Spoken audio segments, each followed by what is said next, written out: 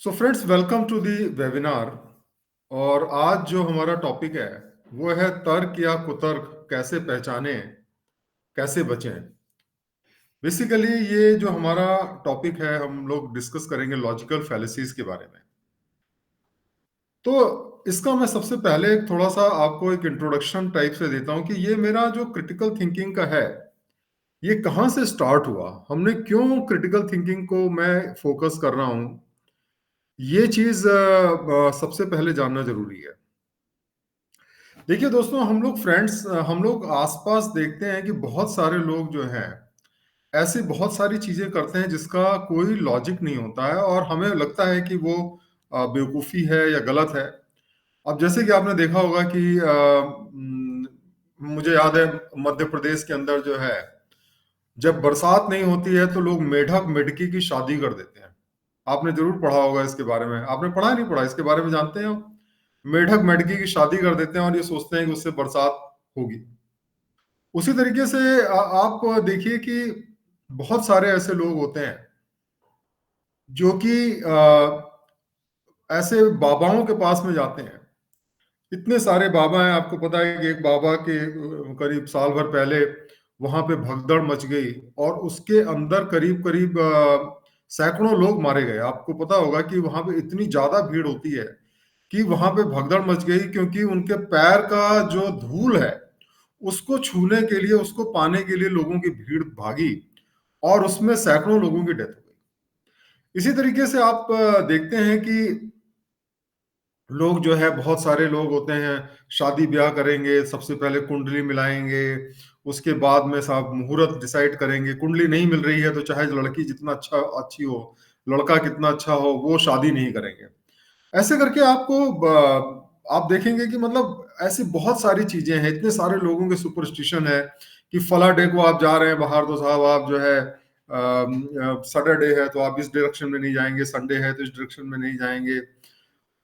तो ये जो चीजें होती हैं, और इसके अलावा इवन धर्म से रिलेटेड, आज मैं देख रहा था कि अभी न्यूज में कि इस समय बिल्कुल अयोध्या में एकदम ह्यूज क्राउड है, जहां पे लोग मतलब दर्शन करने के लिए, उनको ऐसा लगता है कि नए साल की शुरुआत या उसके पहले दर्शन कर लें तो हमें बहुत सारे बेनिफिट्स मिलेंगे। या आपने देखा होगा कि अभी जो कुंभ होने वाला है उसके अंदर उम्मीद की जा रही है कि करीब 40 करोड़ लोग जो है इकट्ठा होंगे। 40 करोड़ लोग, आप समझ सकते हैं कि कितना बड़ी क्राउड है जो कि इकट्ठा होने की संभावना है। और उसमें लोगों को ऐसा लगता है कि हम वहां पे जाएंगे तो हमारे जो पाप धुल जाएंगे या हमें जो है वो अमृत तो मिल जाएगा, ऐसा कहा जाता है। और इन सब चीजों की वजह से देखिए इतने सारे लोग जाएंगे, इतने जाड़े में जाएंगे, कई लोग अफोर्ड नहीं कर सकते हैं और इसी में सैकड़ों लोगों की डेथ भी हो जाएगी। आप देखिएगा इसमें जिस तरीके का, हालांकि गवर्नमेंट ने काफी अरेंजमेंट किया हुआ है, लेकिन इतने जाड़े के अंदर जब आप जाते हैं तो आप उसको टॉलरेट नहीं कर पाते हैं। और बहुत सारे लोग जो है वो इतने गरीब होते हैं बेचारे, और उसके बावजूद वो जाते हैं और उनकी डेथ हो जाती है। और इसी तरीके से मैंने एक चीज देखी कि जब कोरोना चल रहा था, आपको मालूम है, तो बहुत से लोग जो है वो प्रोटोकॉल को फॉलो करने की जगह पे, गाँव में मैं गया, वहां पे लोग जो है आराम से मिल रहे हैं, जुल रहे हैं और बिल्कुल बॉदर नहीं कर रहे हैं, जैसे कि कुछ हुआ ही नहीं है। और उसका अंजाम ये हुआ कि आप देखिए लाखों लोगों की हमारे देश में डेथ हो गई। और तो ये सारी चीजें जो है, ये मुझे ऐसा लगा कि भाई ऐसा क्यों होता है, क्योंकि हमारे अपने बहुत सारे रिश्तेदार हैं, हमारे बहुत सारे फ्रेंड्स हैं जो इस तरीके की बातें करते हैं, और हम, मुझे ऐसा लगता है कि यार वो रैशनली क्यों नहीं सोचते हैं कि इन सब चीजों से कोई फायदा नहीं है।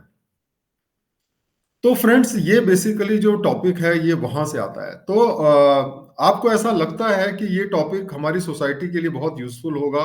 अगर आपको ऐसा लगता है तो आप प्लीज इसमें जो है वो यस टाइप करें, और अगर नहीं लगता है तो नो टाइप करें। आप लोग इसमें, चलिए बहुत अच्छी बात है। ये बिल्कुल बहुत रिलेवेंट टॉपिक है, क्योंकि हमारे देश में मैं देखता हूँ अंधविश्वास बढ़ता चला जा रहा है। और इसको टैकल करने के लिए, ऐसा नहीं कि जो लोग अंधविश्वास को फॉलो करते हैं बुरे लोग होते हैं, वो लोग बहुत अच्छे लोग होते हैं और हमारे बहुत सारे रिश्तेदार हैं, हमारे बहुत सारे क्लोज फ्रेंड्स हैं, लेकिन उनको नॉलेज नहीं है। कई बार मैं सोचता था कि अच्छा, ऐसा नहीं कि वो अनपढ़ लोग हैं। आप देखेंगे बहुत सारे लोग जिन्होंने पीएचडी की हुई है, इंजीनियर हैं, डॉक्टर हैं, आईएएस ऑफिसर्स हैं, वो लोग भी जो है वो इस तरीके के अंधविश्वास को फॉलो करते हैं। आप मुझे ये आपको आपने देखा होगा, आपके सामने साथ में पढ़े लिखे लोग भी होते हैं, तो क्या आपने ये इस बात को ऑब्जर्व करके आपको सरप्राइज नहीं होता कि जो इतने पढ़े लिखे लोग होते हैं, इतने समझदार लोग होते हैं, इतनी डिग्रियां उनके पास में, वो लोग भी उतना ही अंधविश्वासी हो जाते हैं। ऐसा नहीं है कि पढ़ने की वजह से, अनपढ़ होने की वजह से नहीं है। तो मैंने इस बात को बहुत डीपली सोचा कि भाई ऐसा क्यों होता है। तो फिर मैंने इस बात पे कंक्लूजन पे पहुंचे कि ये जो रैशनल थिंकिंग है, क्रिटिकल थिंकिंग है, ये जो है एक स्किल है, एक नॉलेज है। जैसे आप मान लीजिए मैथ्स पढ़ते हैं, फिजिक्स पढ़ते हैं, उसी तरीके से आपको ये जो क्रिटिकल थिंकिंग है इसको पढ़ना जरूरी है। अगर आपको इसके बारे में जानकारी नहीं होगी तो चाहे आप जितनी भी पढ़ाई कर लें, आप जो है नहीं सोच पाएंगे। और अनफॉर्चुनेटली क्या होता है कि हमारे देश में क्रिटिकल थिंकिंग कहीं पढ़ाई नहीं जाती है। हम साइंस पढ़ते हैं, लेकिन साइंस भी हम रट करके एग्जाम दे देते हैं, पास हो जाते हैं, लेकिन हम क्रिटिकल थिंकिंग को डेवलप नहीं करते हैं। तो क्रिटिकल थिंकिंग दोस्तों ऑटोमेटिक नहीं आती है। जैसे कि आप मैथ्स को ऑटोमेटिक नहीं सीख सकते हैं, जैसे कि आप फिजिक्स को ऑटोमेटिक नहीं सीख सकते, उसके लिए पढ़ना पड़ता है, वैसे ही क्रिटिकल थिंकिंग के लिए आपको पढ़ना पड़ेगा। और इसीलिए ये जो हमने कोर्स बनाया हुआ है और जो हम डिस्कस करने जा रहे हैं, और यहाँ तक कि मैंने एक फाउंडेशन बनाई है जिसका जो कि इंटरनेशनल क्रिटिकल थिंकिंग फाउंडेशन है, वो भी इस मामले में काम कर रही है कि जो कि आपको ये डिस्कस करेगी कैसे हम क्रिटिकल थिंकिंग को प्रमोट कर सकते हैं। तो चलिए हम स्टार्ट करते हैं इसके बारे में, क्रिटिकल थिंकिंग होती क्या है। और मैं चाहता हूं कि आप लोग इसमें पार्टिसिपेट करें, जो भी क्वेश्चंस पूछे जाते हैं उसका जवाब दें। और इससे क्या होगा कि हम लोग एक दूसरे को सीख सकते हैं। और कोई भी अगर आपको डाउट होता है उसको आप तुरंत इसमें टाइप करें ताकि हम उसका तुरंत आपको जवाब दे सकें।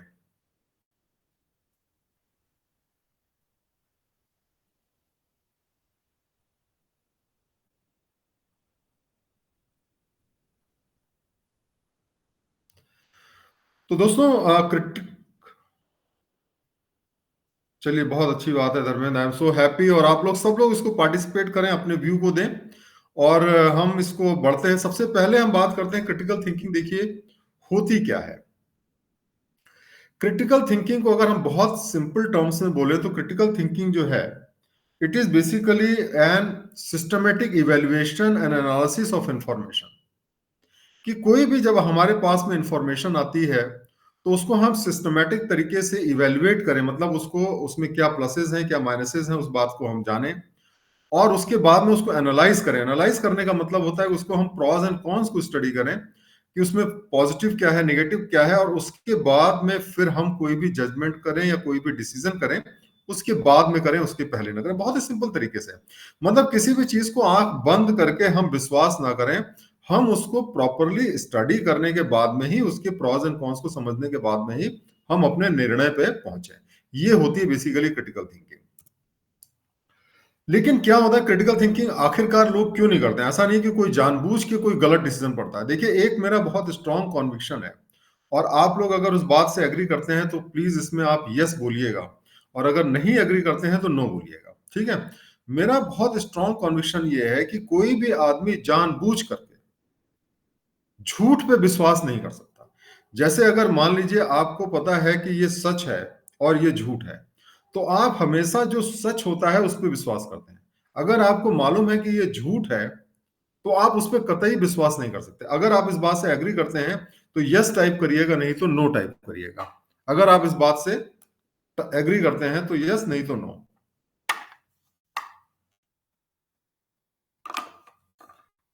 तो अगर ये बात सही है कि हम झूठ पे विश्वास नहीं कर सकते हैं, तो इसका मतलब ये है कि हम सच और झूठ के डिफरेंस को नहीं जानते हैं, तभी हम झूठ को विश्वास करते हैं। अगर आपको मालूम ही नहीं हो कि क्या सही है क्या गलत है, तभी हम झूठ पे विश्वास कर सकते हैं। इसका मतलब ये होता है कि अगर लोगों को सच बताया जाए और लोग अगर सच को जान लें, तो उसके बाद में कोई भी आदमी जानबूझ करके झूठ को विश्वास नहीं करेगा। तो इसीलिए जरूरी है कि हम नॉलेज को लोगों को दें। और इसीलिए सोक्रेटिस हैं, प्लेटो हैं, एरिस्टोटल हैं, जो आपके एंशियंट ग्रीक फिलोसफर हैं, उनका ये मानना था कि knowledge is the actualizer of action. ये बहुत इंपॉर्टेंट चीज है आपको जानना, knowledge is actualizer of action. Actualizer of action, इसका मतलब ये होता है कि जो नॉलेज होती है वो हमारे एक्शंस को मोटिवेट करती है, हमारे एक्शन को ड्राइव करती है। अगर आपके पास में सही नॉलेज है तो आप सही एक्शन लेंगे, और अगर आपके पास में नॉलेज जो है वो गलत नॉलेज है तो आप गलत एक्शन को लेंगे। और इसीलिए इनका मानना था कि हम जो भी अच्छी चीजें हैं उसको अगर लोगों को सिखाएं तो लोग जो है ऑटोमेटिकली अच्छे काम को करेंगे। लेकिन फिर क्या होता है कि ऐसा क्यों होता है कि लोग जो है गलत काम को करते हैं या गलत डिसीजंस को लेते हैं, चाहे वो मेढक की जो है वो शादी करना हो, चाहे वो जो है उनको ऐसा लगता है कि हम बाबा के पास चले जाएंगे तो हमें जो है वो बेटा एग्जाम में पास हो जाएगा। ये ऐसा क्यों होता है? इसके कारण होते हैं बायसेस। एक तो हमारे देखिए पर्सनल बायसेस होते हैं जो हमने जिंदगी में सीखा, और जो जिंदगी में हम सीखते हैं हम अक्सर उसको विश्वास करने लगते हैं कि जो हमारे साथ हुआ या किसी व्यक्ति के साथ हुआ वो यूनिवर्सल ट्रूथ है। तो आपको ये समझना पड़ेगा कि यूनिवर्सल ट्रूथ जो होता है वो इंडिविजुअल एक्सपीरियंस से अलग होता है। इंडिविजुअल एक्सपीरियंस आपके कुछ भी हो सकते हैं, लेकिन जो यूनिवर्सल ट्रूथ है वो तब होता है जब उसको बहुत सारे लोग जो है उसको देखें। लेकिन हम लोग जो पर्सनल हमारे बिलीफ्स होते हैं उसको हम समझते हैं कि बिल्कुल सही है, और बहुत सारी चीजें हम एज्यूम कर लेते हैं जो कि सही नहीं होती है। फिर जो रिलीजन्स और मैथोलॉजीज जो होती हैं ये हमें बहुत मिसगाइड करती हैं, क्योंकि हमें ऐसा लगता है कि रिलीजन में या जो हमारे धर्म ग्रंथों में लिखा हुआ है वो सारी चीजें भगवान ने खुद कही हैं, और इस वजह से उसमें कोई भी गलती नहीं हो सकती है। तो कि आपको कोई पंडित होगा या कोई व्यक्ति होगा कहे देखो ये तो वेदों में लिखा हुआ है, ये कुरान में लिखा है, ये बाइबल में लिखा हुआ है, और इस वजह से चूंकि ये भगवान ने कहा कैसे गलत हो सकता है। अब बहुत सारी चीजें उसमें से ऑलरेडी साइंटिफिकली गलत प्रूफ हुई हैं, लेकिन उसके बावजूद लोगों का विश्वास है कि जो खत्म नहीं होता है। अब जैसे कि आपको बताएं बाइबल के अंदर ये लिखा हुआ है कि भगवान जो है वो प्लेग को भेजते हैं लोगों के पापों को पनिश करने के लिए, लेकिन हम जानते हैं कि ऐसा नहीं होता है। और प्लेग आज के तारीख में दुनिया से पूरी तरीके से इरेडिकेट किया गया है। एक बीमारी थी जिसको पूरी तरीके से विजय पाया गया है। उसी तरीके से जो हमारे सुपरस्टिशंस होते हैं, अंधविश्वास होते हैं, जितने ज्यादा आप अंधविश्वासी रहेंगे उतना ही कम जो है आप रैशनल थिंकिंग करेंगे, क्योंकि आप लॉजिकली नहीं सोच पाते हैं। फिर हम बहुत सी चीजों पे विश्वास करते हैं, हम उसको एग्जामिन नहीं करते हैं। अब जैसे आप देखिए कि बहुत सारे लोग हैं जो सोचते हैं कि भाई कुंडली देख करके काम करें, या फिर वो जा करके आप देखेंगे कि वास्तु शास्त्र पे विश्वास करते हैं। वो बहुत सारे लोग पामिस्ट्री पे हाथ देखने पे विश्वास करते हैं, और जो लोग भी बाबा लोग कहते हैं उसको वो मानते हैं। उन्होंने कभी इस बात को एग्जामिन नहीं किया कि जो उनके विश्वास है वो सही है या गलत है, और इसकी वजह से जो है वो क्रिटिकल थिंकिंग नहीं कर पाते हैं। इसके अलावा हमारे जो इमोशंस होते हैं ये भी बहुत चीज है कि हम हमारे जो इमोशंस होते हैं देखिए वो हमें दो चीजों के बारे में बताते हैं। एक, इमोशंस हमें या तो प्लेजेंट होते हैं, हैप्पीनेस हमें मिलता है, या अनप्लेजेंट होते हैं, हमें अनहैप्पीनेस मिलता है। तो हमें जो चीज प्लेजेंट होती है हम ऑटोमेटिकली उसकी तरफ से भागते हैं। जो खाने में, जैसे आपको कोई चीज है अगर आपको खाने में टेस्टी लग रही है तो आप इस बात को नहीं सोचते कि वो चीज आपको नुकसान करेगी या चीज फायदा करेगी, आप आंख बंद करके उसके बारे में जान भागते हैं। और ये जो है हमें अक्सर जो है गलत रास्ते पे ले जाता है, क्योंकि कई चीजें जो हमें तुरंत फायदा करती हैं, जैसे फास्ट फूड होता है, बड़ा मजा आता है आपको खाने में, लेकिन बाद में वो आपको बहुत नुकसान पहुंचाता है, इतनी सारी बीमारियों को जन्म देता है कि आपको डॉक्टर कहते हैं भाई अब तुम कुछ नहीं खा सकते। तो इमोशंस जो होते हैं वो भी हमें मिसगाइड करते हैं। फिर कई बार क्या होता है हमारे पास में सही डेटा नहीं होते हैं, हमारे पास इंफॉर्मेशन पूरी नहीं होती है, और हमारे पास बड़ी लिमिटेड इंफॉर्मेशन होती है, उसके बेसिस पे हम डिसीजंस को लेते हैं। और फिर हम आपको आगे बताते हैं कि ये जो क्रिटिकल थिंकिंग होती है, सच को और झूठ को समझने की जो शक्ति होती है, ये हम तभी एक्वायर कर सकते हैं जबकि हमें नॉलेज हो। और जैसे आप मैथ्स पढ़ते हैं, फिजिक्स पढ़ते हैं, वैसे ही आपको नॉलेज एक्वायर करनी पड़ेगी अगर आप क्रिटिकल थिंकिंग या सच का पता लगाना चाहते हैं। तो दोस्तों ये जो टूल्स हैं ये हमारे लिए बहुत इंपॉर्टेंट है। आर्गुमेंट एंड लॉजिक, ये फॉर्मली आपको सीखना पड़ेगा, ये जन्म से नहीं आता। चीजों को कैसे हम आर्गुमेंट करें, आर्गुमेंट का मतलब वो हमारा लड़ाई झगड़ा वाला आर्गुमेंट नहीं है, बल्कि लॉजिक के अंदर आर्गुमेंट, जो मैं आपको भी आगे बताऊंगा कि किस तरीके से हम लॉजिकली जो है सच का पता लगाएं, उसको हम बेसिकली आर्गुमेंट कहते हैं। फिर साइंटिफिक मेथड्स के बारे में लोगों को जानकारी नहीं होती है। आप लोग कहते हैं साहब आयुर्वेदा पूरी तरह साइंटिफिक है, लोग कहेंगे साहब पामिस्ट्री साइंटिफिक है, वास्तु शास्त्र तो एकदम साइंटिफिक है, उसमें दो चार टर्म्स है एनर्जी और ये सारी चीजें जोड़ देते हैं, और लोगों को लगता है कि वो बिल्कुल साइंटिफिक है। तो साइंटिफिक मेथड क्या होता है इसके बारे में लोगों को नहीं पता है। प्रोबेबिलिटी और स्टेटिस्टिक्स बहुत उसकी नॉलेज जरूरी होती है, क्योंकि लोग क्या होते हैं अगर प्रोबेबिलिटी नहीं पता है तो आप क्या करते हैं इंडिविजुअल एग्जांपल को ले लेते हैं और फिर उसके बेसिस पे कंक्लूड करते हैं कि वही सच है। जैसे सिगरेट है, अब सिगरेट स्मोकिंग देखिए, जिसने भी सिगरेट स्मोकिंग किया, ऐसा नहीं कि सबको कैंसर होता है। और बहुत सारे ऐसे लोग हैं जो सिगरेट स्मोकिंग पूरी जिंदगी करते हैं लेकिन उनको कैंसर नहीं होता। और बहुत सारे ऐसे लोग हैं जो कि कभी सिगरेट स्मोकिंग नहीं करते, उनको कैंसर हो जाता है। तो लोग जो होते हैं, अगर उनको नॉलेज नहीं है सब्जेक्ट की, प्रोबेबिलिटी स्टेटिस्टिक की, तो ये मान के कहते हैं भाई देखो इसने तो सिगरेट कभी नहीं पी जिंदगी में, इसको तो जो है कैंसर नहीं हुआ। और ये तो पूरी जिंदगी में जो है इसको कैंसर हो गया और इसने सिगरेट रोज पी और इसको कैंसर नहीं हुआ। तो इसका मतलब सिगरेट का कैंसर से कोई रिलेशनशिप नहीं है। जब आप प्रोबेबिलिटी और स्टेटिस्टिक्स पढ़ते हैं तभी आपको पता चलता है कि भाई सिगरेट पीने से आपकी जो प्रोबेबिलिटी है वो 15 गुना बढ़ जाती है। अगर 1% नॉन स्मोकर को कैंसर होता है तो 15% नॉन स्मोकर को कैंसर होता है। इसका मतलब कि 15 गुना। इसका मतलब अभी भी 85% लोगों को कैंसर नहीं होगा, लेकिन अगर आप नहीं पिएंगे तो 99% चांस है कि आपको नहीं होगा। और जब तक आपको प्रोबेबिलिटी स्टेटिस्टिक की समझ नहीं है तब तक आप साइंटिफिक चीजों को नहीं समझ सकते हैं। उसी तरीके से सच क्या होता है, बिलीफ क्या होती है, इसका डिफरेंस लोगों को नहीं पता होता है। फिर लॉजिकल फैलेसी जो आज का चैप्टर है जिसको हम आज डिस्कस करेंगे, आप खुद देखेंगे कि ये बहुत सारी ऐसी चीजें हैं जिसकी आपको नॉलेज ही नहीं है। और इसी वजह से हम क्या होता है कि बहुत सारे जो आप देखेंगे जो बाबा लोग होते हैं, बहुत सारे जो बड़े इंटेलिजेंट लोग कहे जाते हैं जैसे ओशो हैं, सदगुरु हैं, या बहुत सारे लोग होते हैं जो कि इलॉजिकल बातें कहते हैं लेकिन वो इतनी कन्विंसिंग लगती हैं कि आप आसानी से उनका शिकार हो जाते हैं और उनकी बातों को एक्सेप्ट कर लेते हैं। तो लॉजिकल फैलेसीज के बारे में आज डिस्कस करेंगे हम। कॉग्निटिव बायसेस उसके बारे में हम आगे डिस्कस करेंगे, जो कि हमारा ये बहुत ही बड़ा सब्जेक्ट है जिसके अंदर ये होता है कि हमारा जो ब्रेन होता है वो इंट्यूशन से चीजों को डिसाइड करता है और उसकी वजह से बहुत सारे बायसेस होते हैं। उसके बारे में हमको स्टडी करने की जरूरत है। और इमोशनल बायसेस के बारे में भी हमको जानने की जरूरत है। तभी जो है हम इस जो क्रिटिकल थिंकिंग है उसको तो ये देखिए ये सारी चीजें ऐसी हैं जो हम लोग स्कूल्स में नहीं पढ़ते हैं, कॉलेज में नहीं पढ़ते हैं और कहीं नहीं पढ़ाई जाती हैं। लेकिन अमेरिका में या जो डेवलप कंट्रीज हैं वहां के कैरिकुलम में धीरे धीरे करके ये इंक्लूड हो रहा है। और जो मैनेजमेंट है और हायर स्टडीज है उसमें तो ये कंपलसरी है क्रिटिकल थिंकिंग का कोर्स। और इसी वजह से वहां पे आप देखेंगे लोग धीरे धीरे करके मोर रैशनल हो रहे हैं। ऐसा नहीं कि वहां पे लोग इरेशनल नहीं है, बट फिर भी धीरे धीरे ये सब्जेक्ट पढ़ने के बाद में फिर लोगों के अंदर रैशनैलिटी इंप्रूव हो रही है। तो क्रिटिकल थिंकिंग में देखिए हम क्या करते हैं, जो भी हमारे पास में इंफॉर्मेशन आती है उसको हम प्रॉपरली एनालाइज करते हैं। आजकल इतनी सारी मिस इन्फॉर्मेशन है व्हाट्सएप पे, इन सब आप देखिएगा फेसबुक पे, कि हम उसको आंख बंद करके विश्वास कर लेते हैं। तो क्रिटिकल थिंक अगर है तो आप प्रॉपरली चीजों को एनालाइज करेंगे, मतलब उसके प्रॉस को और कॉन्स को स्टडी करेंगे। उसके बाद आप इवेलुएट करेंगे कि इसमें फायदा ज्यादा है, सही ज्यादा है, ये सच है, झूठ है, सच होने की क्या प्रोबेबिलिटी है, झूठ होने की क्या प्रोबेबिलिटी है, उसको प्रॉपरली इवेलुएट करेंगे। जो आपके पास इंफॉर्मेशन उससे आप कंक्लूजन ड्रॉ करेंगे और उसके बाद में फिर उसको यूज करके आप प्रॉब्लम को सॉल्व करेंगे। और ये सारी चीजें मैं आगे भी आपको डिस्कस करने वाला हूं। और जब आप इन सब चीजों को समझते हैं तब जाकर के आप एक अच्छे क्रिटिकल थिंकर बन पाते हैं।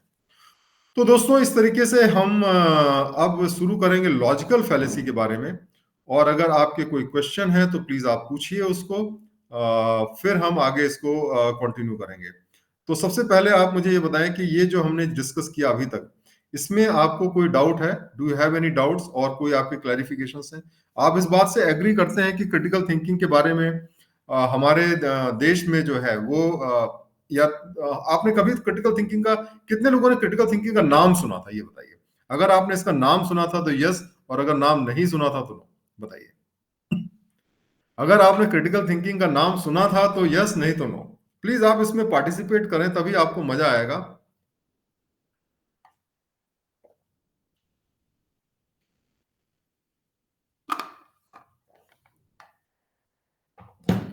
आपने सुना हुआ था अभिषेक ने, okay.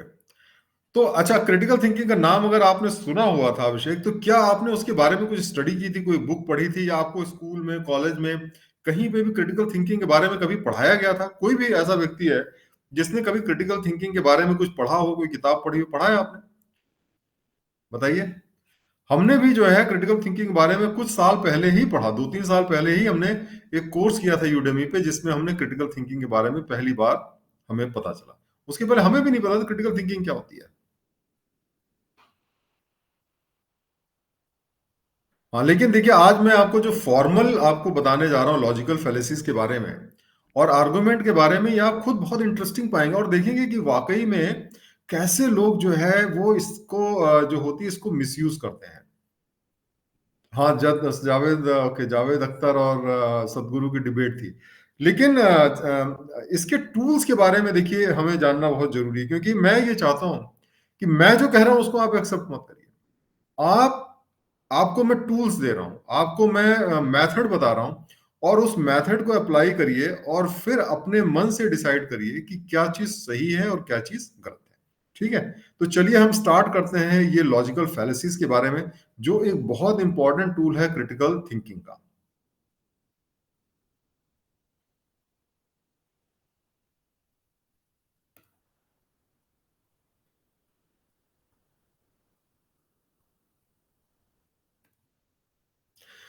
Okay, so let's start now with logical thinking.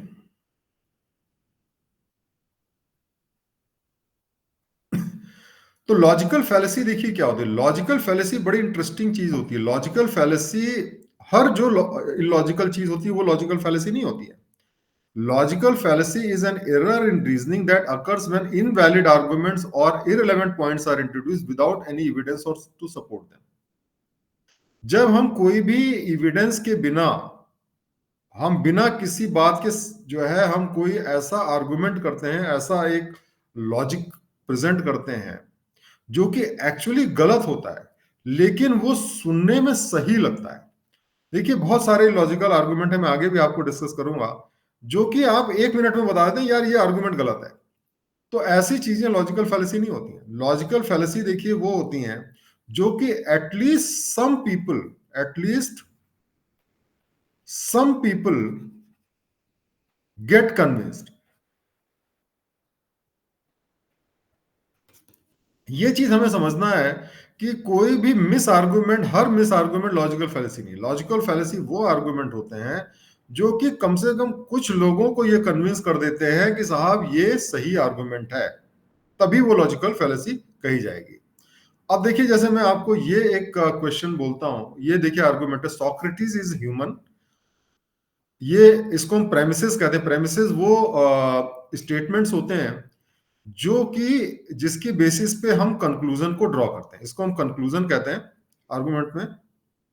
ये देखिए बेसिक, सबसे मोस्ट बेसिक आर्गुमेंट है, Socrates is a human, all humans are mortal. इसका मतलब हर आदमी को एक दिन मरना होता है, और इसके बेसिस पे अगर ये बात सही है और ये बात सही है तो इसका कंक्लूजन जो है कि सोक्रेटिस इज मॉर्टल, ये बात 100% सही होगी।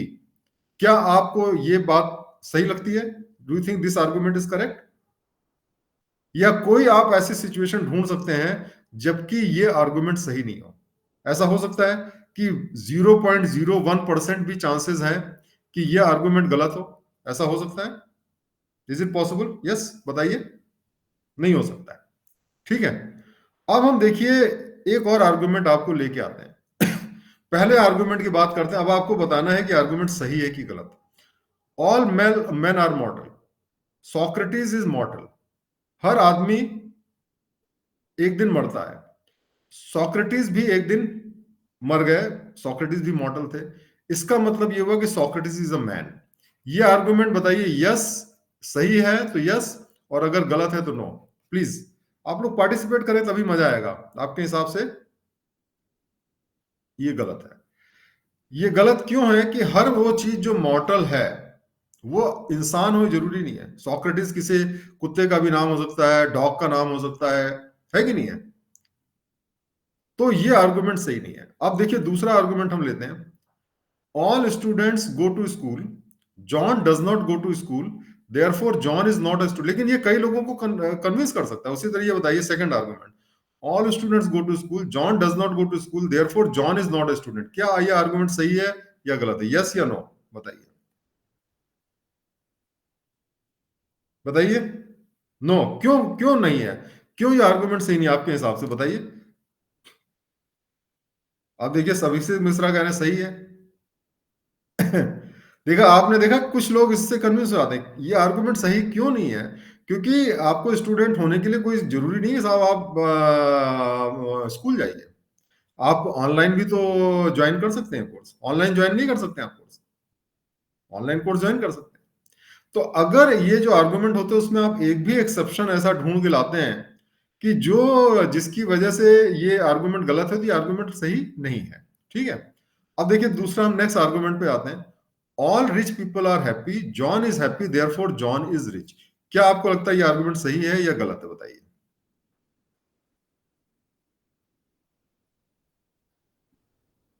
ये आर्गुमेंट गलत है। अच्छा धर्मेंद्र, और बताइए आप लोग, आपके हिसाब से सही है गलत है?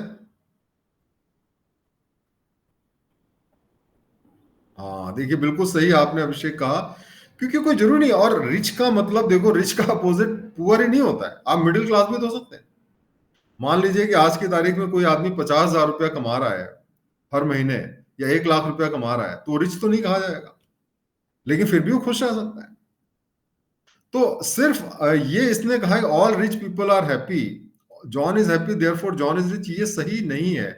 क्योंकि ये नहीं कहता only rich people are happy, ये नहीं कह रहे कि only rich people are happy, John is happy therefore John. अगर यहीं पे ये आर्गुमेंट होता है कि only rich people are happy, अब ये बात अलग है, ये हो सकता है ये स्टेटमेंट अपने में सही नहीं हो प्रेमिसेस में लेकिन अगर ये प्रेमिसेस सही है, तब ये कंक्लूजन सही होता है कि जॉन इज। बट यहाँ पे ओनली तो कहा नहीं गया, ऑल पीपल के लिए कहा गया है। तो ये आर्गुमेंट इसलिए सही नहीं है, क्योंकि आप मिडिल क्लास हो सकते हैं, पुअर हो सकते हैं, फिर भी आप खुश हो सकते हैं। तो लेकिन आप देखेंगे ऐसे आर्गुमेंट अगर दिए जाते हैं, तो बहुत से लोग कन्विंस हो जाते हैं कि अगर हमें खुश रहना है, तो हमें अमीर होना जरूरी है। अब देखिए, आर्गुमेंट दो तरीके से हम कह सकते हैं, एक होता है वैलिड आर्गुमेंट और इनवैलिड आर्गुमेंट। कौन से आर्गुमेंट सही हैं और कौन से आर्गुमेंट गलत हैं? जो आर्गुमेंट गलत हैं उनको हम इनवैलिड आर्गुमेंट कहते हैं, जो आर्गुमेंट सही हैं उनको वैलिड आर्गुमेंट कहा जाता है। इनवैलिड आर्गुमेंट के लिए दो चीजें इंपॉर्टेंट है, एक होती है ट्रुथ कंडीशन। इसका मतलब कि जो प्रेमिसेस हैं वो फैक्चुअली करेक्ट होनी चाहिए, क्योंकि अगर प्रेमिसेस ही गलत हैं जिसके बेसिस पे हम कंक्लूजन ड्रॉ कर रहे हैं, तो फिर वो आर्गुमेंट सही नहीं माना जाएगा। दूसरा, लॉजिक कंडीशन। लॉजिक कंडीशन का मतलब देखिए क्या होता है कि अगर आपके प्रेमिसेस सही हो, तो लॉजिक ऑटोमेटिकली सही होना चाहिए, मतलब कंक्लूजन सही होना चाहिए। कई बार क्या होता है कि ट्रुथ कंडीशन तो सेटिस्फाइड है, प्रेमिसेस बिल्कुल सच हैं, लेकिन लॉजिक हम गलत इस्तेमाल कर रहे हैं, और उसकी वजह से हम गलत कंक्लूजन पे पहुंच रहे हैं। तो अगर हम चाहते हैं कि कोई भी आर्गुमेंट सही हो, तो उसके लिए ट्रुथ कंडीशन और लॉजिक कंडीशन दोनों का सेटिस्फाई होना बहुत जरूरी है। अब देखिए, मैं आपको एग्जांपल देता हूं। जैसे हम पहला एग्जांपल देते हैं, ट्रुथ कंडीशन जिसमें सेटिस्फाइड नहीं है। अब जैसे ये है, all humans are machines, John is a human therefore John is a machine. अब देखिए, यहां पे ये जो आर्गुमेंट है ये सही नहीं है, ये जो प्रेमिसेस है सही नहीं है। लॉजिक बिल्कुल सही है, अगर सपोज करिए ऑल ह्यूमंस मशीन होते, तो ये कंक्लूजन 100% करेक्ट होता। तो इसमें लॉजिक में प्रॉब्लम नहीं है, फैक्ट में प्रॉब्लम, ये फैक्चुअली इनकरेक्ट है, और इस वजह से इसको हम इनवैलिड लॉजिक कहेंगे, इनवैलिड आर्गुमेंट कहेंगे। दूसरा एग्जांपल लेते हैं, जहां पे लॉजिक कंडीशन सेटिस्फाइड, इसमें प्रेमिसेस सही है लेकिन लॉजिक कंडीशंस सेटिस्फाइड नहीं है। जैसे all men are mammals, dog is a mammal therefore all men are dogs. अब ये देखिए जो लॉजिक है, अगर वाकई में पहला पहला प्रेमिस बिल्कुल सही है, ऑल मेन आर मैमल्स, हर आदमी मैमल होता है, डॉग भी मैमल होता है, ये भी सही है, लेकिन ये जो कंक्लूजन हमने ड्रॉ किया वो गलत है कि ऑल मेन आर डॉग्स। तो यहां पे हमने लॉजिक कंडीशंस को सेटिस्फाई नहीं किया। ठीक है, are you do you agree? But आप एक चीज देखेंगे, बहुत इंटरेस्टिंग चीज यहां पे मैं आपको बताना चाहता हूं, और प्लीज इस बात को आप बहुत ध्यान से सुने, कि ये दोनों जो लॉजिक है वो इनवैलिड है ना? ये भी इनवैलिड है और ये भी इनवैलिड है, लेकिन उसके बावजूद इसको हम लॉजिकल फैलेसी नहीं कहेंगे। लॉजिकल फैलेसी नहीं कहेंगे, क्यों? क्यों नहीं कहेंगे बताइए? आप लोग बताइए, इसको लॉजिकल फैलेसी हम क्यों नहीं कहेंगे? आपके हिसाब से इसको लॉजिकल फैलेसी क्यों नहीं है? प्लीज आप बताइए, इसको लॉजिकल फैलेसी हम क्यों नहीं कहेंगे? एनीवन? क्यों इसको लॉजिकल फैलेसी नहीं कहेंगे, अभिषेक बताइए।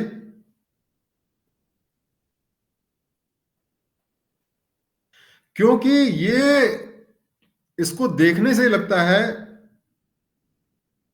नहीं नहीं नहीं, लॉजिकल फैलेसी देखो, यही मैंने आपको बताया कि लॉजिकल फैलेसी ऐसा है कि जिसमें कम से कम कुछ लोग, 2 4 10% लोग तो कन्विंस हो जाएं कि ये सही है। आप मुझे बताइए कि इसका जो कंक्लूजन है, जॉन इज अ मशीन, कौन सेटिस्फाइड होगा? कोई भी कहेगा ये तो बिल्कुल बकवास है, चाहे उसको लॉजिक की बिल्कुल एबीसी भी नहीं पता हो। उसी तरीके से कोई आदमी इस बात को एग्री नहीं करेगा कि ऑल मैन आर डॉग्स, है कि नहीं? तो इसलिए ये चूंकि किसी को कन्विंस नहीं कर सकते हैं, इसलिए ये आर्गुमेंट गलत जरूर है, लेकिन लॉजिकल फैलेसी नहीं है। मैं आपको आगे बताऊंगा लॉजिकल फैलेसीज के बारे में, कि लॉजिकल फैलेसी वो इनवैलिड आर्गुमेंट्स होते हैं जो कि एटलीस्ट कुछ लोगों को तो कन्विंस कर पाए कि वो आर्गुमेंट सही है। यहां पे वो किसी को कन्विंस नहीं कर सकते, और इसीलिए ये बिल्कुल कोई भी आदमी, इसको मूर्ख भी उसको रिजेक्ट कर देगा, यार क्या बकवास कर रहे हो। तो ये लॉजिकल फैलेसीज नहीं है। अब लॉजिकल फैलेसीज देखिए दो तरीके की फैलेसीज होती हैं, उसको हम ब्रॉडली दो कैटेगरी में डालेंगे, फॉर्मल फैलेसीज और इनफॉर्मल फैलेसीज। फॉर्मल फैलेसीज जो होती है डिडक्टिवली इनवैलिड आर्गुमेंट्स होते हैं, जो कि हम आसानी से आइडेंटिफाई करते हैं। मतलब लॉजिकल एरर्स जो होते हैं, अगर हम लॉजिक की स्टडी करें, लॉजिक स्टडी करें जैसे हम मैथ्स स्टडी करते हैं, तो जैसे हम 2+2 जो होता है इसको हम कहते हैं 4। कोई भी ऐसा आदमी नहीं होगा जिसने मैथ्स पढ़ी हो और वो कहे कि साहब 2+2 = 5। ऐसा कोई कह सकता है? नहीं कह सकता। इसी तरीके से अगर आपने फॉर्मली लॉजिक को स्टडी किया है, उसको मास्टर किया है, तो आप फॉर्मल फैलेसीज को फट से पकड़ लेंगे। और अगर जिसने स्टडी नहीं किया वो हो सकता है इसमें फंस जाए, हो सकता है वो भी समझ जाए, कि हो सकता है फंस जाए। तो इसके लिए जरूरी यह है कि हम सब्जेक्ट को प्रॉपरली स्टडी करें। इसीलिए इसको हम स्ट्रक्चर्ड फैलेसी कहते हैं, क्योंकि ये बेसिकली फैक्ट्स या रीजनिंग पे बेस्ड रहती हैं। और ये फैलेसीज जो होती हैं इसको हम करेक्ट कर सकते हैं, सही कर सकते हैं, अगर हम प्रॉपरली आर्गुमेंट्स को स्टडी करें, ये subject as a subject study करें। और अगर सब्जेक्ट स्टडी करेंगे तो हम इन फैलेसीज का शिकार नहीं होंगे। अब देखिए मैं आपको एक एग्जांपल देता हूं। अब आप मुझे ये बताइए ये आर्गुमेंट सही है कि नहीं। अगर कोई भी आदमी को पीनट से, जो मूंगफली होती है, उससे उसको एलर्जी है, तो वो पीनट नहीं खाता है, पीनट बटर नहीं खाता है, ठीक है। ये पहला प्रेमिसेस है, लॉजिकल है, सही भी है। जॉन जो है पीनट बटर नहीं खाता है, तो इससे ये कंक्लूजन ड्रॉ होता है कि जॉन पीनट से उसको एलर्जी है। आपके हिसाब से क्या ये सही है? अगर आपको लगता है ये आर्गुमेंट सही है तो यस, नहीं तो नो टाइप करें प्लीज। अगर आपको ऐसा लगता है कि ये आर्गुमेंट सही है तो नो। और कोई ओपिनियन? क्यों नो है बताओ धर्मेंद्र, क्यों नो है? Why it is no? Absolutely correct Abhishek, बिल्कुल आपने सही कहा कि यहाँ पे हो सकता है भी ठीक है उसको एलर्जी नहीं है, लेकिन उसको पीनट पसंद ही नहीं है, उसका टेस्ट ही उसको पसंद नहीं है। या हो सकता है बेचारा बड़ा गरीब हो, और इतना गरीब हो कि पीनट को अफोर्ड ही नहीं कर सकता है। मतलब कहने का मतलब यह है कि आप अगर कोई भी एक रीजन लेकर के आते हैं, और इस केस में जिसको हम स्ट्रक्चर्ड लॉजिक कहते हैं, अगर आप एक भी ऐसा रीजन देते हैं जिससे आप ये आदमी पीनट नहीं खाता लेकिन एलर्जिक नहीं है, तो वो फिर ये लॉजिक को गलत माना जाएगा, ठीक है। बिल्कुल सही आप लोगों ने कहा, आई एम वेरी हैप्पी कि आप सारे लोगों ने सही बताया। अब दूसरा जो होता है ये ज्यादा डिफिकल्ट होता है, and this is most popular, क्योंकि यहां पे हम पढ़े लिखे लोग भी इसके चक्कर में फंस जाते हैं। और ये जो होता है इनफॉर्मल फैलेसी सबसे चैलेंजिंग होता है। इनफॉर्मल फैलेसीज तब होती है when we assumed a strong connection between premises and conclusion while the connection is either weak or does not exist। मतलब जो प्रेमिसेस होते हैं जिनके बेसिस पे हम कंक्लूजन ड्रॉ करते हैं, ऐसा नहीं कि वो 100% गलत होते हैं। सबसे इंपॉर्टेंट चीज आप समझिए, जो प्रेमिसेस होते हैं और जो कंक्लूजन होते हैं उसके बीच में कुछ रिलेशनशिप होता है, लेकिन मान लीजिए उसमें 10% पॉसिबिलिटी है, तो हम उसको बहुत ज्यादा मान लेते हैं, 90% मान लेते हैं या 100% मान लेते हैं। आप समझ गए इस बात को? मतलब यह है कि इनके बीच में कनेक्शन है, ऐसा नहीं कि कनेक्शन नहीं है, लेकिन जितना हम एज्यूम कर रहे हैं उतना कनेक्शन नहीं होता है। और ये जो गलती होती है हम सब करते हैं, ये मैं आपको बता दूं, आगे मैं आपको एग्जांपल दूंगा। हम सब गलत करते हैं और हम सब इस तरीके की फैलेसी का इस्तेमाल करते हैं अपने पॉइंट को प्रूफ करने के लिए। इसको हम कंटेंट फैलेसी भी कहते हैं, क्योंकि जो आर्गुमेंट होता है डीबीएस होता है या फॉल्स प्रेमिसेस पे बेस्ड होता है। मतलब डीबीएस का मतलब वो सही भी हो सकता है, गलत भी हो सकता है। लेकिन मान लीजिए, देखिए एक चीज मैं आपको बताऊं, मान लीजिए कोई चीज 1% ट्रू है और 99% उसकी पॉसिबिलिटी है फॉल्स होने की। ठीक है, ये मान लीजिए ए आर्गुमेंट है, और एक बी आर्गुमेंट मैं आपको बताता हूं जिसमें कि सही होने की पॉसिबिलिटी है 99% और गलत होने की पॉसिबिलिटी है सिर्फ 1%। तो देखिए दोनों में आप देख सकते हैं कि वो गलत भी हो सकते हैं, सही भी हो सकते हैं, दोनों भी चीजें सही हो गलत हो सकती हैं। लेकिन आपके हिसाब से क्या सही है? अगर ए और बी अगर आपको ऑप्शन दिया जाता है, अगर बी को आप ए मान लें और ए को बी मान लें, तो आप कंफ्यूज हो गए ना, गलत हो गया कि नहीं हो गया? आप मेरी बात को समझे? कहने का मतलब ये है, देखिए साइंस में भी कोई भी थ्योरी रहती है, साइंस कभी भी ये नहीं कहता कि 100% सही है, लेकिन कुछ चीजें 10% से, जैसे स्मोकिंग है, उसमें सिगरेट कॉजेज स्मोकिंग, ये बात स्टेटमेंट शायद 15% सही होगी, और कुछ चीजें 100% भी सही हो सकती है, ऑलमोस्ट 100%, जैसे लॉ ऑफ ग्रेविटी है। हालांकि लॉ ऑफ ग्रेविटी भी एक पर्टिकुलर पॉइंट के बाद में गलत हो जाती है, तो 99.999% सही है। तो दोनों में फर्क है। लेकिन लोग क्या होते हैं कि जिस चीज की पार्शियल संभावना होती है उसको फुल मान लेते हैं, या जो चीज बहुत हाई होती है उसको लोग लो मान लेते हैं। उसको हम इनफॉर्मल पैलिसी कहते हैं। अब देखिए बहुत सा एक सिंपल एग्जांपल मैं देता हूं, इसको आप देखिए बहुत लोग इस्तेमाल करते हैं। एवरी टैक्स पेयर इवेट टैक्स, कहते हैं साहब हर टैक्स पेयर तो टैक्स की चोरी करता है, और मैं भी एक टैक्स पेयर हूं, तो मैं भी अगर टैक्स चोरी करता हूं तो क्या बुराई है? देखिए इसको हम लॉजिकल वर्ड में, हम आर्गुमेंट को अक्सर स्टैंडर्ड फॉर्म में नहीं प्रेजेंट करते हैं। अब जैसे हमने कहा it is okay to evade taxes, everybody does it. अरे यार टैक्स की चोरी करना ठीक है, हर आदमी तो चोरी करता है। उसको अगर हम स्टैंडर्ड फॉर्म में प्रेजेंट करें तो ये इस तरीके से आता है, every tax payer इवेट tax, I am a tax payer, I must इवेट tax. आपके हिसाब से क्या आर्गुमेंट सही है? अगर लगता है सही है तो यस, नहीं तो नो।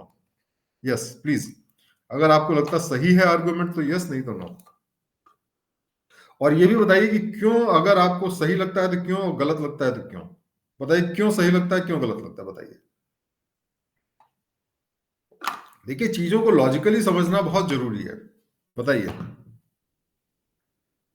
अब आप देखिए कि ये जो कंक्लूजन ड्रॉ किया गया है उसका फाउंडेशन है ये दो प्रेमिसेस हैं। इसमें से I am a tax payer तो फैक्चुअली करेक्ट है, क्योंकि मैं टैक्स पेयर हूं, अगर आप टैक्स पेयर हैं। लेकिन पहला जो स्टेटमेंट है ये फैक्चुअली करेक्ट नहीं है। धर्मेंद्र ये पहला, नहीं नहीं, मैं सिर्फ लॉजिक की बात कर रहा हूं, मॉरल की बात नहीं कर रहा हूं धर्मेंद्र, मैं मॉरल की बात नहीं कर रहा, लॉजिक की बात कर रहा हूं। ठीक है, तो देखो पहली बात ये होती है कि एवरी टैक्स पेयर इवेट टैक्सेस, ये फैक्चुअली इनकरेक्ट है, इट इज इनकरेक्ट। क्योंकि बहुत से लोग ऐसे हैं, अगर मान लीजिए 6 करोड़ टैक्स पेयर हैं इंडिया में, तो इसमें से करोड़ों लोग ऐसे हैं जो अपने टैक्स को सही तरीके से पे करते हैं। बहुत से लोग हैं, मान लीजिए 10% या 20% लोग जरूर हैं जो कि टैक्स को बिल्कुल सही तरीके से पे करते हैं। तो पहली बात तो यह है कि ये फैक्चुअली इनकरेक्ट है। लेकिन मान लीजिए कि ये फैक्चुअली करेक्ट भी हो, मान लीजिए कि 100% लोग टैक्स को चोरी करते हो, तब भी कोई भी काम अगर 100% लोग भी गलत काम करते हैं तो वो गलत काम सही काम नहीं हो सकता है। Are you getting my point? तो अगर मान लीजिए ये बात सही भी मान ली जाए, तो भी जो है, अगर मान लीजिए ये बात सही है कि सब लोग चोरी कर रहे हैं, तो सिर्फ चोरी सब लोग कर रहे हैं इस चक्कर में चोरी सही नहीं हो जाएगा। जो चीज गलत है वो गलत है। आप बात समझ गए? लेकिन अक्सर लोग देखेंगे, बहुत सारे लोग हैं जो टैक्स की चोरी करते हैं। इसी तरह गवर्नमेंट में अगर जाएंगे तो बहुत से लोग करप्शन करते हैं, कहते हैं साहब अरे यार हर आदमी तो करप्शन करता है, तो इसमें करप्शन में बुराई क्या है? ये लॉजिक वाकई में बहुत इस्तेमाल किया जाता है, ये कोई ऐसा थ्योरेटिकल लॉजिक नहीं है, वाकई में प्रैक्टिकल लॉजिक है। लेकिन ये लॉजिक क्यों गलत है, ये हमने इस बात को, नहीं, मॉरल एंगल भी सही है तुम्हारी अभिषेक बात, लेकिन मॉरल एंगल हम यहाँ पे बात नहीं कर रहे हैं। मॉरल एंगल भी, मॉरलिटी भी लॉजिक से डराइव होता है, ये बात सही है, लेकिन यहाँ पे हम प्योरली लॉजिक की बात कर रहे हैं। ठीक है, तो आपने देखा कि पहली बात तो ये सही नहीं है, और अगर हम ये सही भी मान लें तब भी ये लॉजिक कंक्लूजन ड्रॉ करना कि हर आदमी की चोरी करता है टैक्स की, तो ये सही हो जाएगा, ये लॉजिक भी सही नहीं है। तो यहाँ आपने देखा कि यहाँ पे ट्रुथ भी लैकिंग है और लॉजिक भी लैकिंग है। अब देखिए, हम आज बहुत सारी इंटरेस्टिंग फैलेसीज के बारे में डिस्कस करना चाहते हैं। मैं चाहता हूं आप लोग इसको अच्छे तरीके से इंजॉय करें और अच्छे तरीके से सीखें। और ये जो कॉमन फैलेसीज हैं ये बहुत इंपॉर्टेंट है, और आप देखेंगे रोजमर्रा की जिंदगी में ये इसका बहुत इस्तेमाल होता है। बहुत से लोग इसको बहुत रेगुलरली इस्तेमाल करते हैं, और इसीलिए इसको समझना बहुत जरूरी है। ठीक है, तो हम ये कॉमन फैलेसीज जो डिस्कस करेंगे: ad hominem, strawman, slippery slope, begging the question, appeal to authority, whataboutery, red herring. तो देखिए, आपने देखा कि ये जो हम लोग, ये एक सब्जेक्ट है, क्रिटिकल थिंकिंग एक सब्जेक्ट है, और जब तक आप इसको प्रॉपरली स्टडी नहीं करते हैं तब तक आप एक्चुअली समझ नहीं पाएंगे कि कैसे हमें मूर्ख बनाया जाता है गलत लॉजिक को प्रेजेंट करके, जिसको हम सही मान लेते हैं। ठीक है, अब हम सबसे पहले लॉजिक पे आते हैं, जो कि बहुत कॉमन टाइप की फैलेसी है। ये बहुत कॉमन है, मैं समझता हूं मोस्ट कॉमन है ये।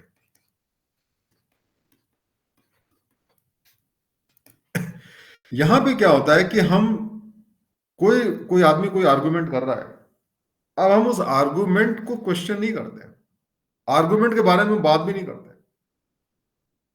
बल्कि हम उस आदमी पे क्वेश्चन करते हैं जिस आदमी ने उस बात को कहा हो, और हम कहते हैं देखो तुम गलत हो, इसलिए तुम्हारा आर्गुमेंट भी गलत है, जबकि ये बिल्कुल लॉजिकल नहीं है। इसका सबसे अच्छा एग्जाम्पल मैं देता हूं, जीसस क्राइस्ट का जो बाइबल में एक एपिसोड है। आपको मालूम होगा कि एक लड़की, एक लेडी थी जो कि व्यभिचारी थी, मतलब उसका एक्स्ट्रा मैरिटल अफेयर था। उसको जीसस क्राइस्ट के सामने लाया गया, और उस समय का जो कानून था उसके हिसाब से ऐसी जो कोई आदमी या औरत हो उसको पत्थर से मार के मारने का प्रोविजन था, कि उसको पत्थर से मार दिया जाए जब तक वो मर नहीं जाए, क्योंकि बहुत ही सीरियस ऑफेंस माना जाता था। तो जीसस क्राइस्ट से कहा गया कि भाई इसका क्या करें। अब जीसस क्राइस्ट ने ये नहीं कहा कि नहीं माफ कर दो ये, उन्होंने कहा कि इसके ऊपर पहला पत्थर वो मारे जिसने जिंदगी में कभी पाप नहीं किया। और उसके बाद में क्या हुआ कि धीरे धीरे करके सब लोग वहां से चले गए।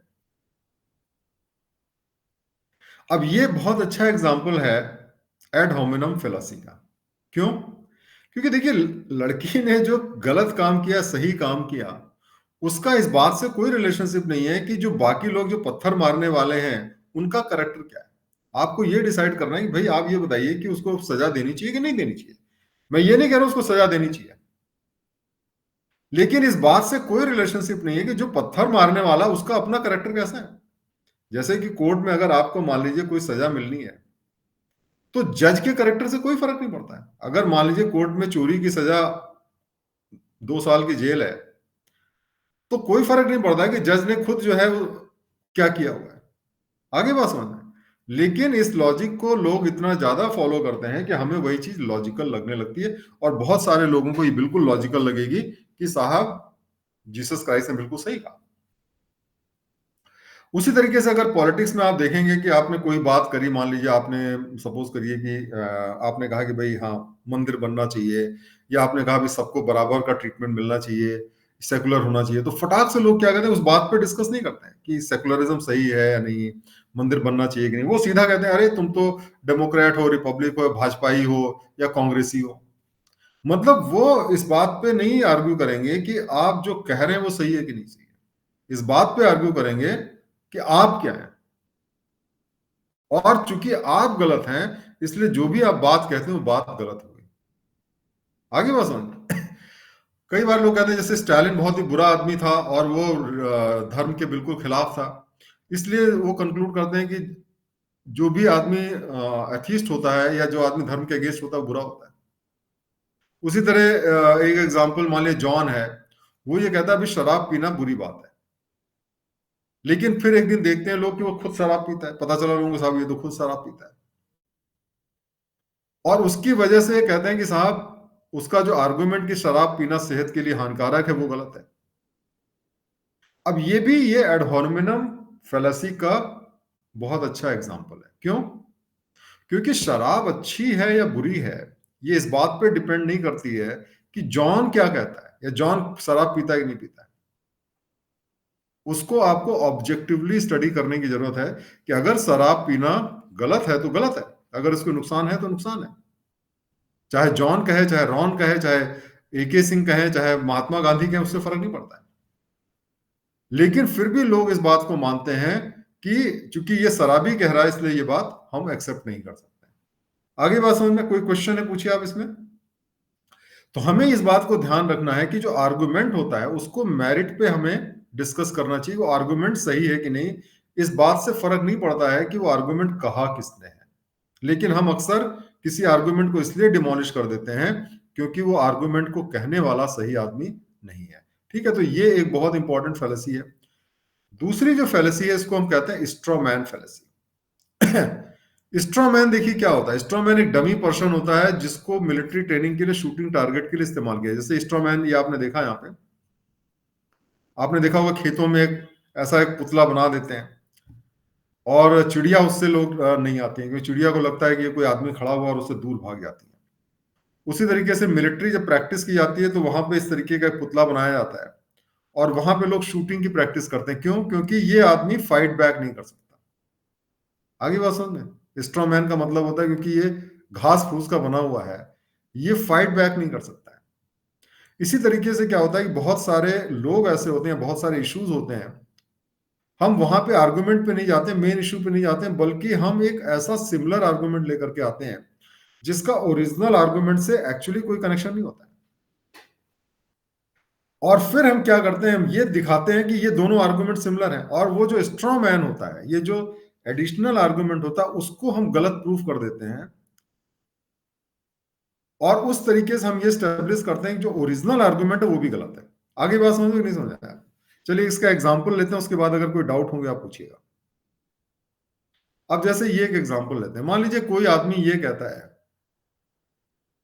कि हमें प्लास्टिक बैग के लिए कुछ रेगुलेशन बनाने की जरूरत है क्योंकि वो एनवायरनमेंट को डैमेज कर रहा है। ठीक है, मान लीजिए मैंने प्रपोज किया कि यार प्लास्टिक बैग, आजकल लोग हर तरीके के प्लास्टिक बैग इस्तेमाल करते हैं, वो फंस जाता है, गाय खा लेती हैं, जानवर खा लेते हैं, बड़ा नुकसान करता है, एनवायरनमेंट को डैमेज करता है, इस पे कुछ रेगुलेशन बनना चाहिए, इस पे कुछ कंट्रोल होना चाहिए।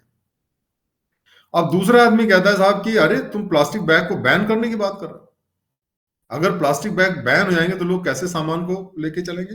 ये तो बड़ा वाहियात आइडिया है। आपको लगता है ये आर्गुमेंट सही है? अगर आपको लगता है आर्गुमेंट सही है तो यस, नहीं तो नो, बताइए। Do you think this is right और रॉन्ग? यस या नो? ये आर्गुमेंट आपको सही लग रहा है और क्यों गलत है ये बताइए। क्यों गलत है? ये सबसे इंपॉर्टेंट चीज है कि क्यों गलत है। क्योंकि अगर मैं कहूं कि ये गलत है तो क्यों गलत है बताइए, लॉजिकली तो बताइए, लॉजिकली बताइए अभिषेक, क्यों गलत है? क्यों गलत है और क्यों इसको स्ट्रॉमैन हम कह रहे हैं, बताइए। एनीवन? इसका कारण ये कि ए ने कभी नहीं कहा कि प्लास्टिक को बैन कर दो। ए ने कभी कहा? हाँ बिल्कुल धर्मेंद्र, एकदम ए ने इस बात को कहा ही नहीं।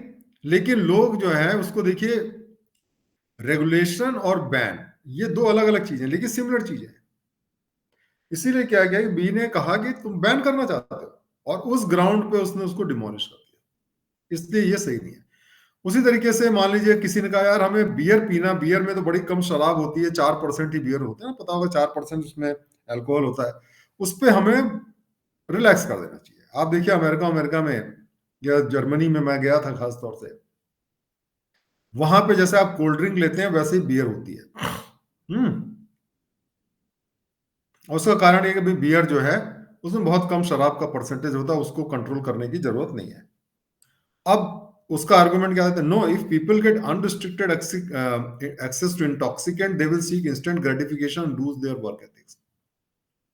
मतलब अगर लोगों को इंटॉक्सिकेंट में तो सब चीजें आ जाती हैं, शराब भी आती है, ड्रग्स भी आते हैं, स्मोकिंग भी आती है, कि अगर लोगों को हम अनरिस्ट्रिक्टेड कह देंगे भाई जो खाना है खाओ, जो पीना है पियो, तो क्या होगा कि लोग जो है वो उसके चक्कर में फंस जाएंगे और अपना वर्क एथिक्स को भूल जाएंगे। सिमिलर लॉजिक आपने देखा कि यहाँ पे ये जो आर्गुमेंट था, इसने कभी नहीं कहा कि हमें बैन कर देना चाहिए, तो उसने सिर्फ ये कहा, और वो भी बियर के लिए कहा जिसमें कम अल्कोहल होता है। लेकिन उसको दूसरे पार्टी ने क्या किया कि इस तरीके से प्रोजेक्ट किया कि जैसे वो सारे के सारे जो नशे की चीजें हैं उसको बैन करने की बात कर रहा है। आगे बात समझ में? तो इस तरीके से ये आर्गुमेंट आप देखेंगे बहुत कॉमनली यूज होता है। चलिए अब हम नेक्स्ट आर्गुमेंट पे आते हैं। ये बड़ा इंटरेस्टिंग आर्गुमेंट है। इसको कहते हैं स्लिपरी स्लोप आर्गुमेंट। ये स्लिपरी स्लोप आर्गुमेंट जो होता है, इसमें क्या होता है कि अगर हम एक काम को करते हैं, एक छोटा सा काम करेंगे, तो उससे एक बहुत बड़ा, मतलब समझ लीजिए भूचाल आ जाएगा, बहुत निगेटिव चीज हो जाएगी। इसका एक सबसे अच्छा एग्जाम्पल है, अगर आपने पिक्चर देखी हो Hindi medium, Hindi medium picture देखी है आपने? इस पिक्चर के अंदर जो हीरोइन होती है, वो डिस्कस करती है इरफान पटेल से, वो अपनी बेटी को भेजना चाहती है इंग्लिश मीडियम स्कूल में, आपने देखा होगा शायद ये पिक्चर। और उसमें ये कहती है कि अगर हमारी बेटी हिंदी मीडियम स्कूल में जाएगी तो वहां कुछ नहीं सीखेगी, कुछ नहीं सीखेगी तो अंग्रेजी बोल नहीं पाएगी, और अंग्रेजी नहीं बोल पाएगी तो हमेशा डरी हुई रहेगी, हमेशा अगर डरी हुई रहेगी तो सोसाइटी में फिट नहीं हो पाएगी, अगर सोसाइटी में फिट नहीं हो पाएगी तो डिप्रेस हो जाएगी, और डिप्रेस हो जाएगी तो वो शराब ड्रग्स लेने लगेगी, इसलिए हमको प्राइवेट स्कूल में भेजना चाहिए। आपको याद है ये डायलॉग? क्यों? आप लोग देखिए, ये बड़ी अच्छी पिक्चर थी हिंदी मीडियम। तो उसने बेसिकली ये प्रोजेक्ट किया कि अगर उसको हम हिंदी मीडियम स्कूल में भेजते हैं तो वो ड्रग एडिक्ट हो जाएगी, और इस ग्राउंड पे उसने कहा कि ये हमें अंग्रेजी मीडियम में भेजना चाहिए। ये आपको पता होगा, पिक्चर की पूरी थीम ही यही थी कि अंग्रेजी मीडियम में है ना। तो अब इसका देखिए क्या लॉजिक क्या होता है, ये स्ट्रक्चर इसका क्या होता है, अगर ए होगा तो बी होगा, बी होगा तो सी होगा, और इस सीक्वेंस से हम कहते हैं वाई होगा तो जेड होगा, और चूंकि हम जेड नहीं चाहते इसलिए हमको ए नहीं करना चाहिए। अब ये आर्गुमेंट क्यों होता है ऐसा? अब देखिए, अगर आपने प्रोबेबिलिटी की स्टडी की हुई है तो ये एक दूसरे से कनेक्टेड लॉजिक है। मान लीजिए ए होने से बी की पॉसिबिलिटी 10% है, अगर ए हो तो बी होने की पॉसिबिलिटी 10% है, बी हो तो सी होने की पॉसिबिलिटी 10% है। तो आप मुझे बताइए कि ए अगर होता है तो ए से सी होने की पॉसिबिलिटी क्या होगी? अगर आपने थोड़ी सी भी स्टडी की हुई है मैं उसके बारे में प्रोबेबिलिटी, तो कितना होना चाहिए बताइए? ए होने से सी की प्रोबेबिलिटी क्या है अगर दोनों की पॉसिबिलिटी 10-10% है तो? एनीवन? 0.1 इंटू 0.1 इक्वल टू 0.001, इसका मतलब 1%। आगे बात समझ में? 1% नहीं, 1%। ये ए होता है तो बी होने की पॉसिबिलिटी 10%, बी होता है तो सी की पॉसिबिलिटी 10%, तो ए से सी की पॉसिबिलिटी जो होती है वो सिर्फ 1% हो जाएगी, क्योंकि मल्टीप्लाई हो जाएंगे। नेक्स्ट स्टेज में अगर जाते हैं तो वो 0.01% हो जाएगी। इस तरीके से जितनी लिंक आपकी रहेंगी उतनी ही पॉसिबिलिटी कम होती चली जाती है। तो अगर आपको प्रोबेबिलिटी की नॉलेज है तो आपको मालूम है कि ए होने से जेड होने की पॉसिबिलिटी ऑलमोस्ट जीरो के बराबर है या बहुत कम है। लेकिन चूंकि हर एक में कुछ ना कुछ प्रोबेबिलिटी है, तो लोग इस बात को ठीक से समझ नहीं पाते हैं, और लोगों को लगा अगर ए कर दिया तो सी भी हो जाएगा। आगे बात समझ में? तो ये भी एक बड़ा इंटरेस्टिंग आर्गुमेंट है। हम बहुत सी चीजों को इसलिए कहते हैं भाई ये मत करो, है ना। जैसे कि अगर आपने कह दिया यार लोगों को फ्री भी नहीं मिलना चाहिए, लोगों को अगर आप फ्री में एजुकेशन देने लगोगे तो फिर उसके बाद में लोग कहेंगे कि साहब हमको फ्री में खाना भी दे दो, फिर लोग कहेंगे हमको फ्री में मेडिकल फैसिलिटी भी दे दो, फिर लोग कहेंगे हमको फ्री में घर भी दे दो, और इस तरीके से देश की इकोनॉमी का क्या होगा। तो ये आर्गुमेंट जो है ये बहुत ज्यादा यूज होता है, और ये आर्गुमेंट क्यों गलत है ये मैंने आपको लॉजिकली समझा दिया, अगर आप मैथ्स के बारे में जानते हैं तो। इसीलिए मैंने आपको कहा कि हमें अगर प्रोबेबिलिटी की समझ नहीं है, साइंटिफिक मेथड की समझ में नहीं है, तो हम अक्सर इससे कंफ्यूज हो जाएंगे। अब हम आते हैं नेक्स्ट बड़े इंपॉर्टेंट टॉपिक पे। ये बहुत इंपॉर्टेंट होता है, ये बड़ा क्रिटिकल है। देखिए, बेगिंग द क्वेश्चन या circular reasoning. Begging the question का मतलब होता है जो क्वेश्चन हम चाहते हैं आंसर होना, तो जो प्रेमिसेस, मतलब जिस, देखिए जो हमने आपको बताया प्रेमिसेस जो होती हैं लॉजिक में, उसके बेसिस पे कंक्लूजन ड्रॉ होता है। ये तो कंक्लूजन कभी भी जो होता है उसकी प्रोबेबिलिटी प्रेमिसेस से ज्यादा नहीं हो सकती। ये देखिए, आप हमेशा ध्यान रखिए कि जिन प्रेमिसेस के बेसिस पे हम कंक्लूजन ड्रॉ कर रहे हैं, मान लीजिए पहला प्रेमिस है उसके चांसेस हैं 100% सही होने के, मान लीजिए नहीं सॉरी 90% सही होने के, और दूसरे के चांसेस हैं 80% सही होने के। तो अगर हम इस कंक्लूजन के बेसिस पे हम कोई भी कंक्लूजन ड्रॉ कर रहे हैं तो वो कभी भी 80% से ज्यादा एक्यूरेट नहीं हो सकता। ये आप अगर प्रोबेबिलिटी के स्टूडेंट्स हैं तो आप इस बात को जानते हैं कि अगर हम 90 और 80% को मल्टीप्लाई करेंगे तो 80% से हमेशा कम आएगा। आगे बात समझ में। तो इस केस में हम क्या करते हैं कि हम कंक्लूजन जो होता है उसको प्रेमिसेस में ही इनबिल्ट कर देते हैं, मतलब हम उसको एज्यूम कर लेते हैं सही है। तो बेगिंग द क्वेश्चन का मतलब एज्यूम द कंक्लूजन, मतलब हमने प्रेमिसेस में ही कंक्लूजन को डाल दिया। अब देखिए इसका एग्जांपल देंगे तो चीजें क्लियर होंगी आपको। जैसे कहते हैं Bible is divinely inspired because it is written in the Bible that all scriptures are given by divine inspiration of God, inspiration of God. अब देखिए बाइबल, ये तो कंक्लूजन हो गया आपका कि बाइबल इज डिवाइनली इंस्पायर्ड। लेकिन प्रेमिसेस क्या है? प्रेमिसेस में आपने खुद इस बात को मान लिया, प्रेमिसेस भी वही बात कहते हैं क्योंकि उसमें भगवान ने कहा था कि डिवाइनली इंस्पायर्ड है। तो ये और ये में कोई फर्क नहीं है। ये जो ए है, मतलब ये जो प्रेमिसेस है और जो कंक्लूजन है उसमें कोई फर्क नहीं है, ये दोनों सेम है। आपको हमेशा कोई ना कोई एक इंडिपेंडेंट बेसिस देने की जरूरत है। अगर आपने वही बात रिपीट करनी है तो फिर वो लॉजिक कैसे हुआ? जो प्रेमिसेस में दिया हुआ है वही आपने कंक्लूजन ड्रॉ कर दिया तो फिर लॉजिक नहीं हुआ। उसका कोई ना कोई एक इंडिपेंडेंट एविडेंस होने की जरूरत है। तो क्या आधार है कि बाइबल भगवान का दी हुई चीज है? क्यों? क्योंकि बाइबल में ये लिखा हुआ। अरे भाई बाइबल में लिखा हुआ भगवान ने कहा है, तो उसकी बेसिस पे बाइबल आपने कह दिया भगवान ने लिखी हुई है, तो फिर तो एक ही बात हो गई ना। आप समझ गए इस बात को? अब कई बार लोग कहते हैं happiness is the highest good for human being because all other values are inferior to it. क्योंकि हैप्पीनेस से ज्यादा इंपॉर्टेंट कुछ नहीं है, सब चीज उससे कम है, इसलिए हैप्पीनेस सबसे ज्यादा वैल्यूएबल चीज है। ये भी वही वही वही आर्गुमेंट है, क्योंकि आपने पहले ही एज्यूम कर लिया कि हर एक चीज इंफीरियर है इसलिए हैप्पीनेस सुपीरियर है। Sky diving is dangerous because it is unsafe. उसी तरीके से smoking causes cancer because smoke from cigarette is a carcinogenic. अरे कार्सोजेनिक का मतलब ही होता है जिस चीज से आपको स्मोकिंग, जिस चीज से कैंसर होता है। तो फिर इस बात का कोई लॉजिक नहीं होता है, फिर आपने कोई भी आर्गुमेंट प्रूफ नहीं किया। तो देखिए एक चीज हमें ध्यान रखनी पड़ेगी कि कोई भी अगर हम कंक्लूजन ड्रॉ करते हैं तो वो कंक्लूजन और प्रेमिसेस सेम नहीं होने चाहिए, शुड नॉट बी सेम। इसके अंदर कोई ना कोई इंडिपेंडेंट एविडेंस होने की जरूरत है, इंडिपेंडेंट एविडेंस। आगे बात समझे। अगर प्रेमिसेस और कंक्लूजन सेम है तो फिर वो लॉजिक हुआ ही नहीं। प्रेमिसेस के बेसिस पे आप कंक्लूजन ड्रॉ करते हैं और वो दोनों सेम नहीं हो सकते, ठीक है। तो इसीलिए इसको सर्कुलर लॉजिक कहा जाता है, क्योंकि आप प्रेमिसेस से कंक्लूजन ड्रॉ कर रहे हैं, कंक्लूजन से फिर आपका प्रेमिसेस आ रहा है। अब हम एक आते हैं बहुत ही इंटरेस्टिंग लॉजिक पे, लॉजिकल फैलेसिस पे, जिसको हम कहते हैं अपील टू अथॉरिटी।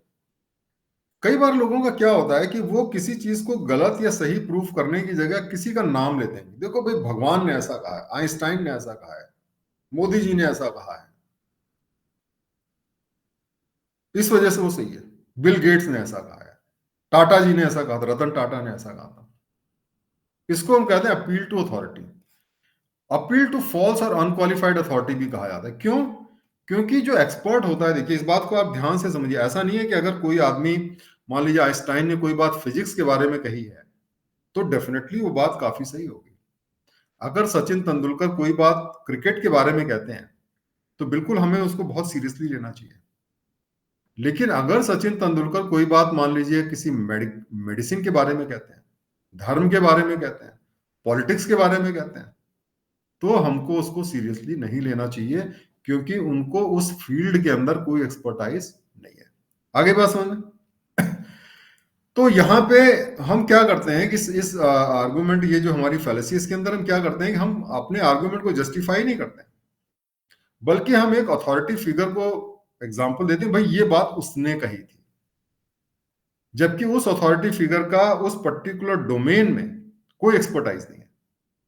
ओके, अब हम आते हैं, देखिए एग्जांपल पे आते हैं। जैसे सबसे ज्यादा जो भगवान पे विश्वास करते हैं उनके लिए भगवान से बड़ी कोई अथॉरिटी नहीं हो सकती है। और इसीलिए क्या होता है कि अगर किसी भी जो बिलीवर है या धार्मिक आदमी है, उसको अगर कोई भी चीज कन्विंस करनी है तो उसको बस ये बता दो कि भाई ये तो धर्म ग्रंथों में लिखी है, धर्म ग्रंथों में लिखी है कि हमें ये खाना चाहिए, मीट खाना चाहिए या नहीं खाना चाहिए, या धर्म ग्रंथों में लिखा शराब पीना चाहिए या नहीं पीना चाहिए, धर्म ग्रंथों में लिखा ऐसा करना चाहिए कि नहीं करना चाहिए। बस उसके बाद में उसको किसी चीज की जरूरत नहीं, उस बात को सही मान लेता है। जबकि आपको किसने कहा इस बात का फर्क नहीं पड़ना चाहिए। अब जैसे ये जो बात है कि इसका आर्गुमेंट हम कैसे करते हैं, गॉड इज ओमनीसेंट। ओमनीसेंट का मतलब गॉड को सब कुछ पता है। और स्क्रिप्चर जो होते हैं, जो धर्म ग्रंथ होते हैं, उसको भगवान के शब्द माना जाता है, चाहे आपके वेद हो, पुराण हो, चाहे आपकी गीता हो। आपको पता है वेद और गीता भी भगवान का बात में कही जाती है। और इसीलिए हम कहते हैं कि ऑल स्क्रिप्चर्स आर सही, ट्रू। तो ये तो देखिए धार्मिक बातों की हो गई। अब आप मान लीजिए आप धार्मिक नहीं है, तो क्या अब इसका मतलब ये है कि आपको अथॉरिटी का इम्प्रेस नहीं हो? नहीं। बहुत बार क्या होता है कि हम बातों को एक्सेप्ट कर लेते हैं क्योंकि वो धर्मों में लिखी हुई है, हम उसको आर्गुमेंट नहीं करते। जैसे मान लीजिए बाइबल में लिखा eye for eye, tooth for tooth, hand for hand, foot for foot, burn for burn, wound for wound.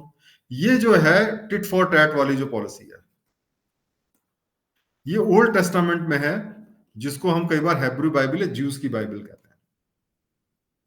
तो जो ज्यूज हैं उसको फॉलो करते हैं, कहते हैं साहब हमारी बाइबल में लिखा हुआ है। और वहीं पे महात्मा गांधी जी ने कहा बिल्कुल opposite, eye for eye makes the whole world blind. आप लोगों में से कितने ऐसे लोग हैं जो इस बात को कहते हैं eye for eye will make whole the world blind? बताइए, आपको लगता है ये स्टेटमेंट सही है कि गलत है? बताइए। अगर आपको लगता है ये स्टेटमेंट सही है तो यस, नहीं तो नो। धर्मेंद्र जी ने कहा यस। और लोग बताइए। अभिषेक भी कहते हैं यस। Anybody else? और कोई? यस। अब देखिए क्या है कि ये जो ये जो बात है, अगर महात्मा गांधी की जगह अवधेश सिंह ने कही होती तो शायद आप इस बात को नहीं मानते। लेकिन चूंकि महात्मा गांधी ने कही है, इसलिए आप। सही बात यह है कि मैं ये बात को नहीं कर रहा हूं ये स्टेटमेंट गलत है, लेकिन ये स्टेटमेंट पूरी तरीके से सही नहीं है। क्योंकि ये दुनिया आई फॉर आई पे ही चल रही है। आप देखिए, अगर कोई आदमी रेप करता है, मर्डर करता है, तो आई फॉर आई तो होती है कि उसको भी जो जो मर्डर करता है उसको हम फांसी पे लटका देते हैं। आप लोगों में से ऐसे कई लोग होंगे, आपको पता होगा एक बहुत ही फेमस केस हुआ था, जिसमें कि बहुत ही रेप मर्डर का केस था। मान लीजिए कि कोई, सपोज करिए कि कोई आदमी जो है वो रेप करके मर्डर कर देता है 3 साल की बच्ची का। आप लोगों में से कितने ऐसे लोग हैं जिनको लगता है उसको सजा होनी चाहिए? सजा होनी चाहिए कि नहीं होनी चाहिए? अगर सजा होनी चाहिए तो यस, नहीं तो नो, बताइए। होनी चाहिए। अब अगर आप मुझे ये बताइए कि अगर आपके कंट्री पे कोई कंट्री अटैक कर दे, तो क्या आपको उस कंट्री से फाइट करना चाहिए कि नहीं करना चाहिए? आई फॉर आई मतलब उसको जैसे का तैसा करना चाहिए कि नहीं करना चाहिए? अगर करना चाहिए तो यस, नहीं तो नो। अगर आपकी कंट्री पे कोई अटैक कर दे, करना चाहिए। अगर कोई आदमी आपके घर में घुस करके आपकी वाइफ को, हस्बैंड को या अपने माँ बाप को मारना शुरू कर दे, तो क्या आपको उसका उसको रिटेलिएट करना चाहिए कि नहीं करना चाहिए? बताइए। रिटेलिएट करेंगे नहीं करेंगे? अगर रिटेलिएट करेंगे तो ट्रू, नहीं तो फॉल्स, बताइए। देखिए, देखिए सही जगह पे आपको ये समझना पड़ेगा। एक अंग्रेजी में, हिंदी में अपने कहावत है, लातों के भूत बातों से नहीं मानते। सुना है आपने, लातों के भूत बातों से नहीं मानते? कई ऐसे लोग होते हैं जिनको सीधी भाषा समझ में नहीं आती है। ऐसे लोगों को केवल डंडे की भाषा समझ में आती है। और इसीलिए जरूरी है कि आई फॉर आई से दुनिया ब्लाइंड नहीं होती, बल्कि इससे बैलेंस ऑफ पावर भी रहता है। गांधी जी ने, जब हिटलर ने अटैक किया था, हिटलर का वर्ल्ड वॉर चल रहा था, इंग्लैंड पे अटैक कर रहा था, तो गांधी जी ने यह प्रिस्क्रिप्शन दिया कि हमें, हाँ, हमें सरेंडर कर देना चाहिए। उसने एक लेटर लिखा था ब्रिटेन के प्राइम मिनिस्टर को कि हमें सरेंडर कर देना चाहिए। वो अगर आए, लूटना चाहें, उनको जो ले जाना चाहें ले जाएं, लेकिन हमें फाइट नहीं करना चाहिए। आपको लगता है ये सही है? क्या क्या जो इंग्लैंड के प्रेसिडेंट है उनको ये बात मान लेनी चाहिए थी? हिटलर को क्या आप बातों से समझा सकते थे? नहीं समझा सकते थे। कहने का मतलब ये है कि ये बात चाहे गांधी जी ने कही, चाहे किसी ने भी कही, ये बात आपको इसकी मेरिट पे देखना चाहिए, लॉजिक लगाना चाहिए, और फिर आपको ये डिसाइड करना चाहिए कि बात सही है कि नहीं है। ठीक है, अभी लाइट चली गई, आ जाएगी, जल्दी आ जाएगी। उसी तरह अर्नेस्ट हेमिंग्सवे हैं जिन्होंने कहा कि happiness of the intelligent person is the rarest thing I know. अब ये नोबेल लॉरेट है, लेकिन इन्होंने ये बात कह दी और उसको बहुत से लोग कहते हैं देखो साहब, हेमिंग्सवे ने कहा था, वो तो नोबेल लॉरेट है। नहीं, ऐसा नहीं है कि इंटेलिजेंट लोग खुश नहीं रहते हैं। हाँ, ये अपने केस में ये खुश नहीं थे क्योंकि इन्होंने सुसाइड किया था बाद में, हालांकि नोबेल लॉरेट थे। तो जस्ट बिकॉज किसी नोबेल लॉरेट ने ये बात कह दी, वो बात सही नहीं हो जाती। आपको लॉजिकली देखना है कि जो लोग इंटेलिजेंट है वाकई क्या वो खुश हैं कि नहीं खुश है। क्या मूर्ख लोग ज्यादा खुश रहते हैं? उसी तरह science without religion is lame, religion without science is blind, ये अल्बर्ट आइंस्टाइन ने कही थी। भाई अल्बर्ट आइंस्टाइन कोई बात अगर मान लीजिए, अब देखिए कितने लोग, अच्छा ये बताइए, ये बात सही मानते हैं? अगर आपको लगता है सही है तो ट्रू यस बोलिएगा, नहीं तो फॉल्स, नहीं तो नो। आपको लगता है science without religion is blame, religion without science is blind? लेकिन देखेंगे लोग बिल्कुल इसको तोते की तरह जो है इसको रटते रहते हैं, इस बात को मेरिट पे एग्जामिन नहीं करते हैं। साइंस और रिलीजन बिल्कुल अपोजिट चीजें हैं, लेकिन चूंकि अल्बर्ट आइंस्टाइन ने कह दिया इसलिए वो सही होगी। भाई अल्बर्ट आइंस्टाइन फिजिक्स के मास्टर थे, साइंस और रिलीजन रिलीजन के मास्टर थोड़ी ना थे। उनकी कोई अथॉरिटी नहीं है इस बारे में बताने की कि रिलीजन जो है वो साइंस से कैसे कनेक्टेड है। उन्होंने लॉजिक जो दिए हैं उसको एग्जामिन करिए, लॉजिक को अगर सही है तो सही एक्सेप्ट करिए, नहीं सही है तो मत एक्सेप्ट करिए। लेकिन चूंकि वो अल्बर्ट आइंस्टाइन ने कहा था इसलिए वो सही है, ये बिल्कुल गलत है। ठीक है, चलिए अब हम आते हैं नेक्स्ट लॉजिक पे। कोई डाउट हो पूछिएगा, कोई डाउट हो प्लीज आस्क योर क्वेश्चन।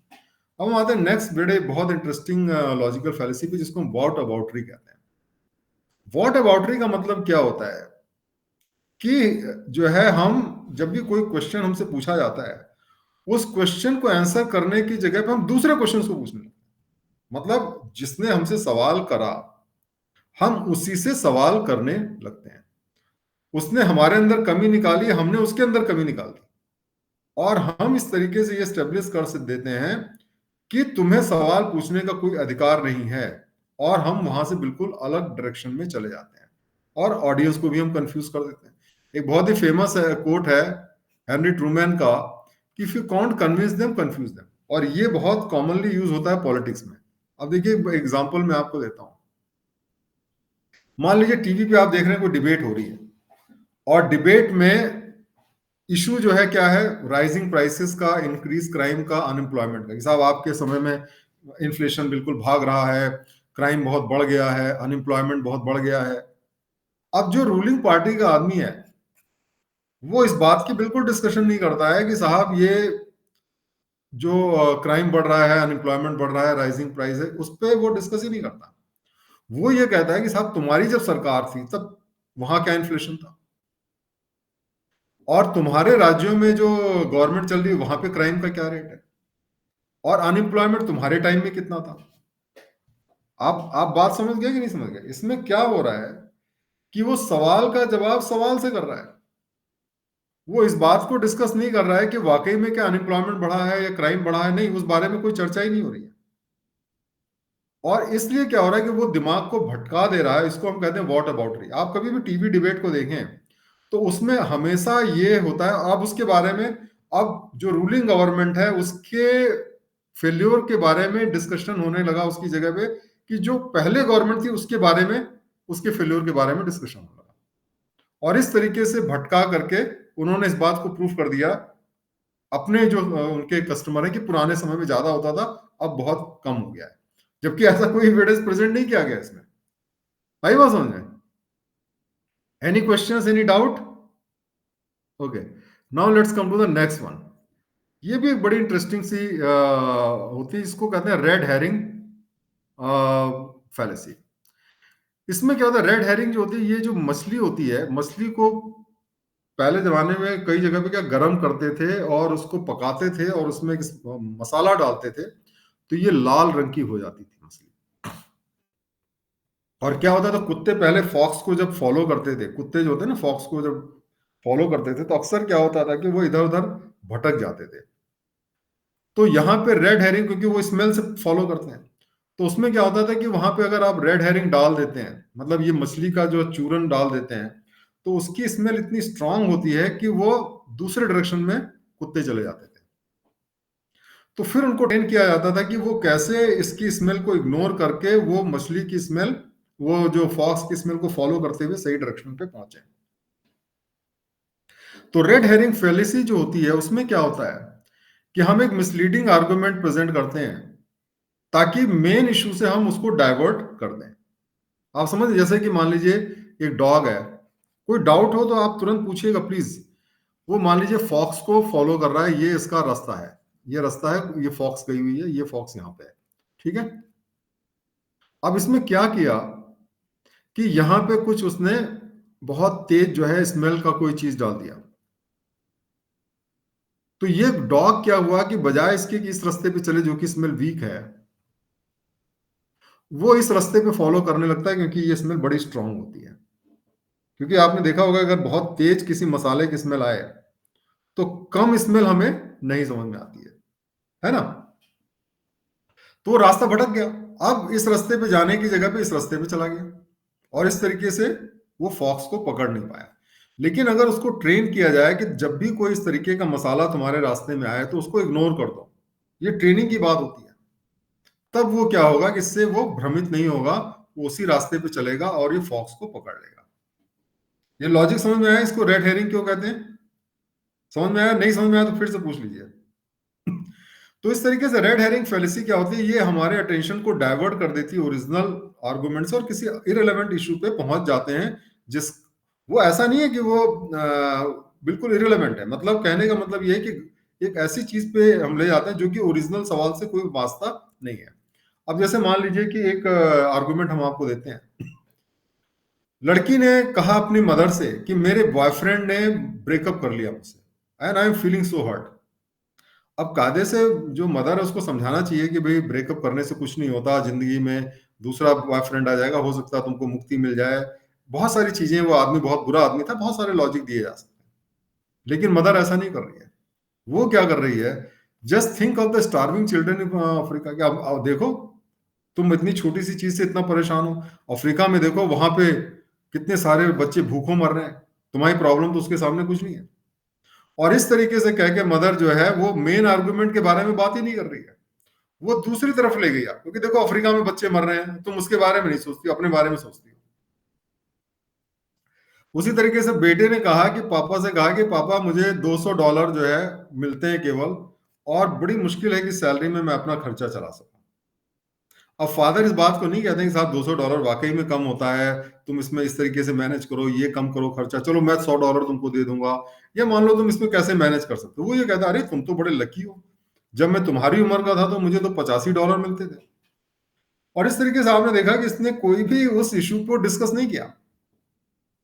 तो इसको हम कहते हैं रेड हेरिंग। तो आप समझ गए रेड हेरिंग में, वाटर बाउंड्री में और इस सब में क्या फर्क है। यहाँ पे हम क्या कर रहे हैं कि हम उसका बिल्कुल डायरेक्शन, हमने ये कहते भाई मेरे समय में तो मुझे 50 ही मिलते थे, तुमको तो 200 मिले, तुमको तो खुश होना चाहिए। हम इस बात को इग्नोर कर दे रहे हैं कि कितनी महंगाई बढ़ गई है, ठीक है। तो इस तरीके से दोस्तों आज हमने 7 लॉजिकल फैलेसीज के बारे में पढ़ा। और ये कोई 7 ही लॉजिकल फैलेसीज नहीं है, अगर आप बुक्स को स्टडी करेंगे, गूगल करेंगे, बहुत सारी लॉजिकल फैलेसीज हैं। लेकिन आपको ये जो 7 हमने डिस्कस किया, ये 7 बहुत ही इंपॉर्टेंट फैलेसीज हैं। अगर आप इसके बारे में जानकारी पाते हैं तो आप देखेंगे कि बहुत सारी आपकी रीजनिंग इंप्रूव हो जाएगी। और आप खुद, मैं आपसे रिक्वेस्ट करूंगा कि आप गूगल करें, और बहुत सारे कोर्सेज हैं।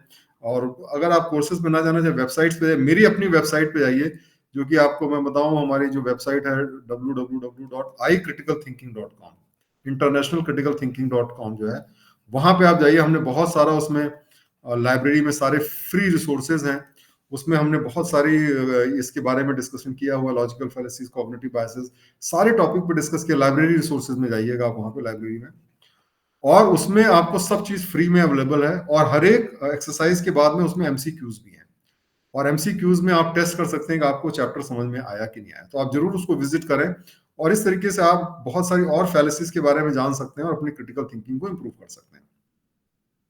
तो क्रिटिकल थिंकिंग अगर आप डेवलप करते हैं तो क्या होगा कि आप अपनी पर्सनल लाइफ में और प्रोफेशनल लाइफ दोनों जगह पे आपको उसको फायदा होगा। पर्सनल लाइफ में क्या फायदा होगा, आप डिसीजन मेकिंग की क्वालिटी इंप्रूव होगी, कोई प्रॉब्लम आएगी आप उसको आसानी से सॉल्व कर पाएंगे, सबसे बड़ी बात ये है कि हम इंडिपेंडेंट तरीके से रह सकते हैं, क्योंकि अदरवाइज क्या होता है, हम हमेशा दूसरों पे डिपेंडेंट रहते हैं कि भाई हम कोई भी बात पापा से पूछ लें, मम्मी से पूछ लें, किसी से पूछ लें, है ना। हम इंडिपेंडेंट डिसीजन कर सकते हैं। क्रिटिकल थिंकिंग का सबसे बड़ा एडवांटेज ये है कि आप किसी पे डिपेंडेंट नहीं, अपना दिमाग लगा करके आप खुद चीजों को डिसाइड कर सकते हैं। हम बेटर टाइम मैनेजमेंट कर सकते हैं। स्ट्रेस से भी हमारा कम हो जाएगा, क्योंकि हम प्रॉब्लम को सॉल्व करेंगे। और प्रॉब्लम देखिए, स्ट्रेस क्यों होता है? स्ट्रेस तब होता है जब हमें चीजें अपने कंट्रोल में नहीं लगती हैं। अगर आपको लगता है कि आप चीजों को कंट्रोल कर सकते हैं, तो आप स्ट्रेस में नहीं आएंगे, बल्कि क्योंकि आपका सारा टेंशन होगा कि कैसे प्रॉब्लम को सॉल्व किया जाए। ठीक है। आप किसी भी प्रोफेशन में जाएंगे, आप देखेंगे क्रिटिकल थिंकिंग बहुत यूजफुल होती है, क्योंकि आप सही डिसीजंस लोग को लेंगे, रिजल्ट प्रोड्यूस करेंगे, तो आपके फास्टर प्रमोशंस होंगे। आप लोगों से अच्छे तरीके से कम्युनिकेट कर पाएंगे, क्योंकि आप लोगों को लॉजिकली कन्विंस कर सकते हैं। इसलिए नहीं कि भाई इस धर्म ने, गुरु ने कहा, इस लीडर ने कहा, लॉजिकली आप कन्विंस कर सकते हैं। आप क्रिएटिव हो सकते हैं। अगर आपने क्रिटिकल थिंकिंग करी तो आप क्रिएटिव हो सकते हैं, क्योंकि हर एक प्रॉब्लम को देखने का आपका अपना ओरिजिनल नजरिया होगा, और इस वजह से आपकी क्रिएटिविटी बढ़ेगी, आपकी लीडरशिप क्वालिटीज इंप्रूव होंगी, और आपकी प्रोडक्टिविटी भी बढ़ेगी। तो इस तरीके से क्रिटिकल थिंकिंग जो है, आपकी प्रोफेशनल लाइफ के लिए भी बहुत यूजफुल है। वहां पे आपको बहुत बेनिफिट मिलेगा। हम क्रिटिकल थिंकिंग का रोज इस्तेमाल कर सकते हैं। ऐसा नहीं कि क्रिटिकल थिंकिंग का आपको बाद में इस्तेमाल करना, आप रोज इसका इस्तेमाल कर सकते हैं। जैसे आप कोई भी, अगर आपने न्यूज देखी, चाहे व्हाट्सएप पे, फेसबुक पे, आप अगर क्रिटिकल थिंकिंग का इस्तेमाल करेंगे, तो आप बहुत जल्दी इसको पकड़ सकते हैं कि वो न्यूज सही है कि गलत है। जब भी कोई बहुत बड़ा क्लेम करता है, थोड़ा सा गूगल कर लीजिए, थोड़ा सा आप गूगल करेंगे और उसके बारे में पता करेंगे, आपको पता चल जाएगा कि वो सही है कि फेक है। फिर आप देखिए कि वो न्यूज आ कहां से रही है। अगर वो मान लीजिए न्यूज किसी साइंटिफिक जर्नल से आ रही है, मान लीजिए किसी गवर्नमेंट के सोर्स पे है, किसी रिलायबल सोर्स पे है, किसी न्यूज़पेपर जो कि रेपुटेड न्यूज़पेपर वहां से आ रही है, तो उसका मतलब वो सही है। और अगर व्हाट्सएप यूनिवर्सिटी की पैदाइश है, तो आप जानते हैं कि वो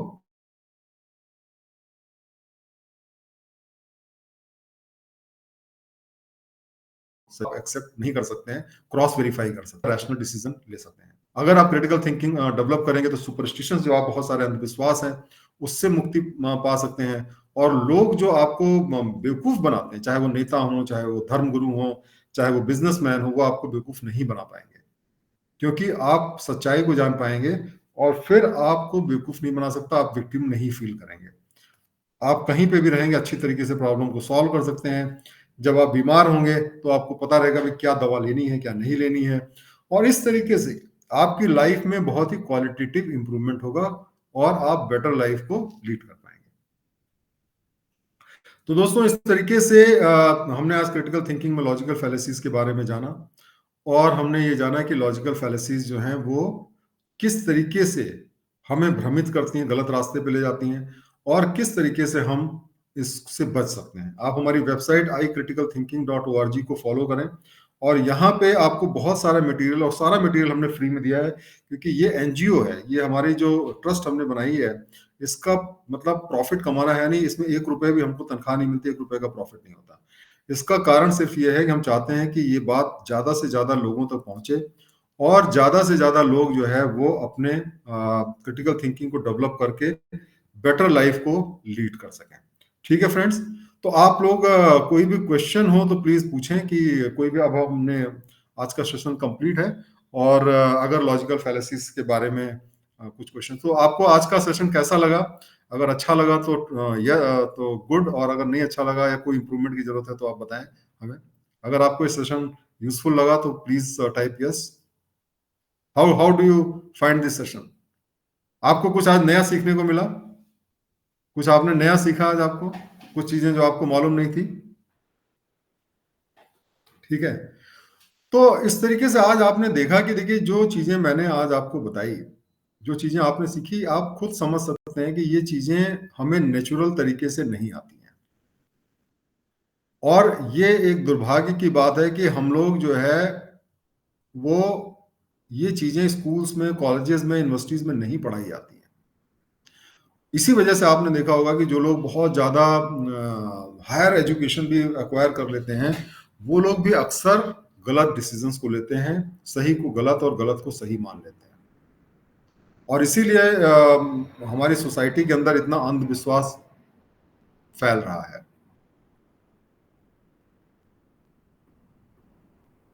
चलिए अभिषेक, फॉलोइंग सिंस कॉलेज टाइम चलिए, बहुत अच्छी बात है। तो मैं आप लोगों से ये रिक्वेस्ट करूंगा कि ये आप लोगों को बताएं और लोगों को, ताकि ये जो क्रिटिकल थिंकिंग हम चाहते हैं कि एक मूवमेंट की तरह चले, और हम अपने देश में क्रिटिकल थिंकिंग को प्रमोट करें। हमारा जो गोल है सिर्फ एक है, क्योंकि हमें ये लगता है कि हमारे देश में बहुत क्रिटिकल थिंकिंग की कमी है, अंधविश्वास बढ़ता जा रहा है, और इसीलिए जो है बहुत सारी प्रॉब्लम्स हमारी सोसाइटी में आ रही हैं, है ना। और इसीलिए मैं चाहता हूं कि आप सब लोग जो है वो इसको, इसके बारे में और लोगों को बताएं, और फेसबुक पे, व्हाट्सएप पे ये शेयर करें कि आपने ये क्लास अटेंड किया। इसकी लिंक आप दे देंगे तो लोग बाद में भी इसको व्यू कर पाएंगे। हाँ, इमोशनल इंटेलिजेंस पे भी हम लेंगे और टॉपिक्स पे लेंगे, तो लोग जो है इसको व्यू कर पाएंगे। ये जो लिंक है, इसमें हमने ये सेशन को रिकॉर्ड किया है, और इसको बाद में भी लोग व्यू कर पाएंगे। तो मैं आप लोगों से रिक्वेस्ट करूंगा कि आपके जो सोशल मीडिया प्लेटफॉर्म्स हैं, व्हाट्सएप ग्रुप्स हैं, वहां पे लोगों को शेयर करें, और हम कोशिश ये करेंगे हर वीक एक सेशन करने की, संडे 8 बजे। अगले संडे को जो हम सेशन करेंगे वो आपको बहुत इंपॉर्टेंट टॉपिक पे है, और वो टॉपिक जो है कॉग्निटिव बायसेस पे है।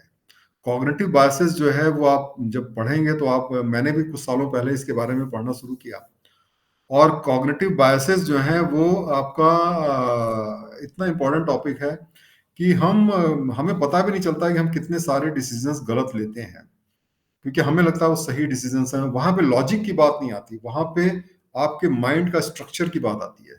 हम इंट्यूशन के बेसिस पे डिसीजन लेते हैं, और वो अक्सर डिसीजन गलत होते हैं।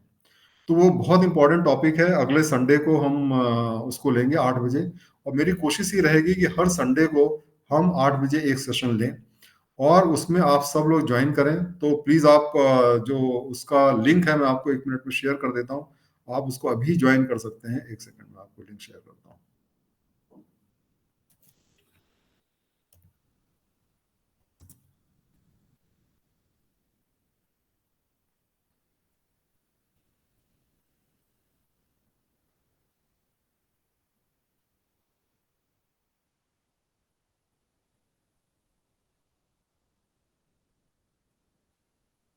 कोई सवाल हो तो आप प्लीज पूछिए। नहीं, सारे कोर्सेज देखिए, इस प्लेटफॉर्म पे जितने कोर्सेज हैं, हम सारे जो, मतलब जितने हमारे वेबिनार लाइव कोर्सेज हैं, सारे फ्री में हैं। हम इसमें कोई भी चार्ज नहीं करेंगे, अगर वो हमारा यहाँ पे प्लेटफॉर्म पे होस्ट हो रहा है तो। ठीक है, तो उस बारे में आप बिल्कुल निश्चिंत रहे कि यहाँ पे हम, हमारा पर्पस यहाँ पे बिजनेस नहीं करना है। हमारा पर्पस जो है वो है यहाँ पे लोगों तक इस बात को पहुंचाना, लोगों के अंदर क्रिटिकल थिंकिंग को डेवलप करना। ठीक है, तो पहला हमारा कोर्स जो अगले हफ्ते है वो आपका इस पे है, ये आपका कॉग्निटिव बायस पे है, ये उसकी लिंक है, आप इसको ज्वाइन कर सकते हैं।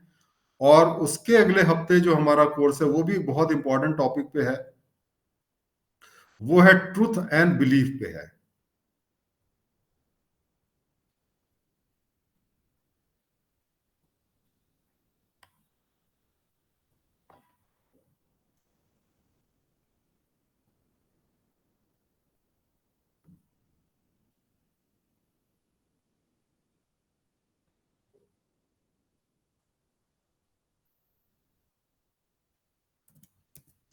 तो ये जो है ट्रूथ एंड बिलीफ पे है, ये नेक्स्ट सेशन 5 तारीख को हो रहा है, और ये आपका 12 तारीख को हो रहा है। ठीक है, तो आप इसको ज्वाइन करें। This will be in English, I am trying to be both in English and Hindi, ये हम इंग्लिश में ज्यादा यूज करेंगे।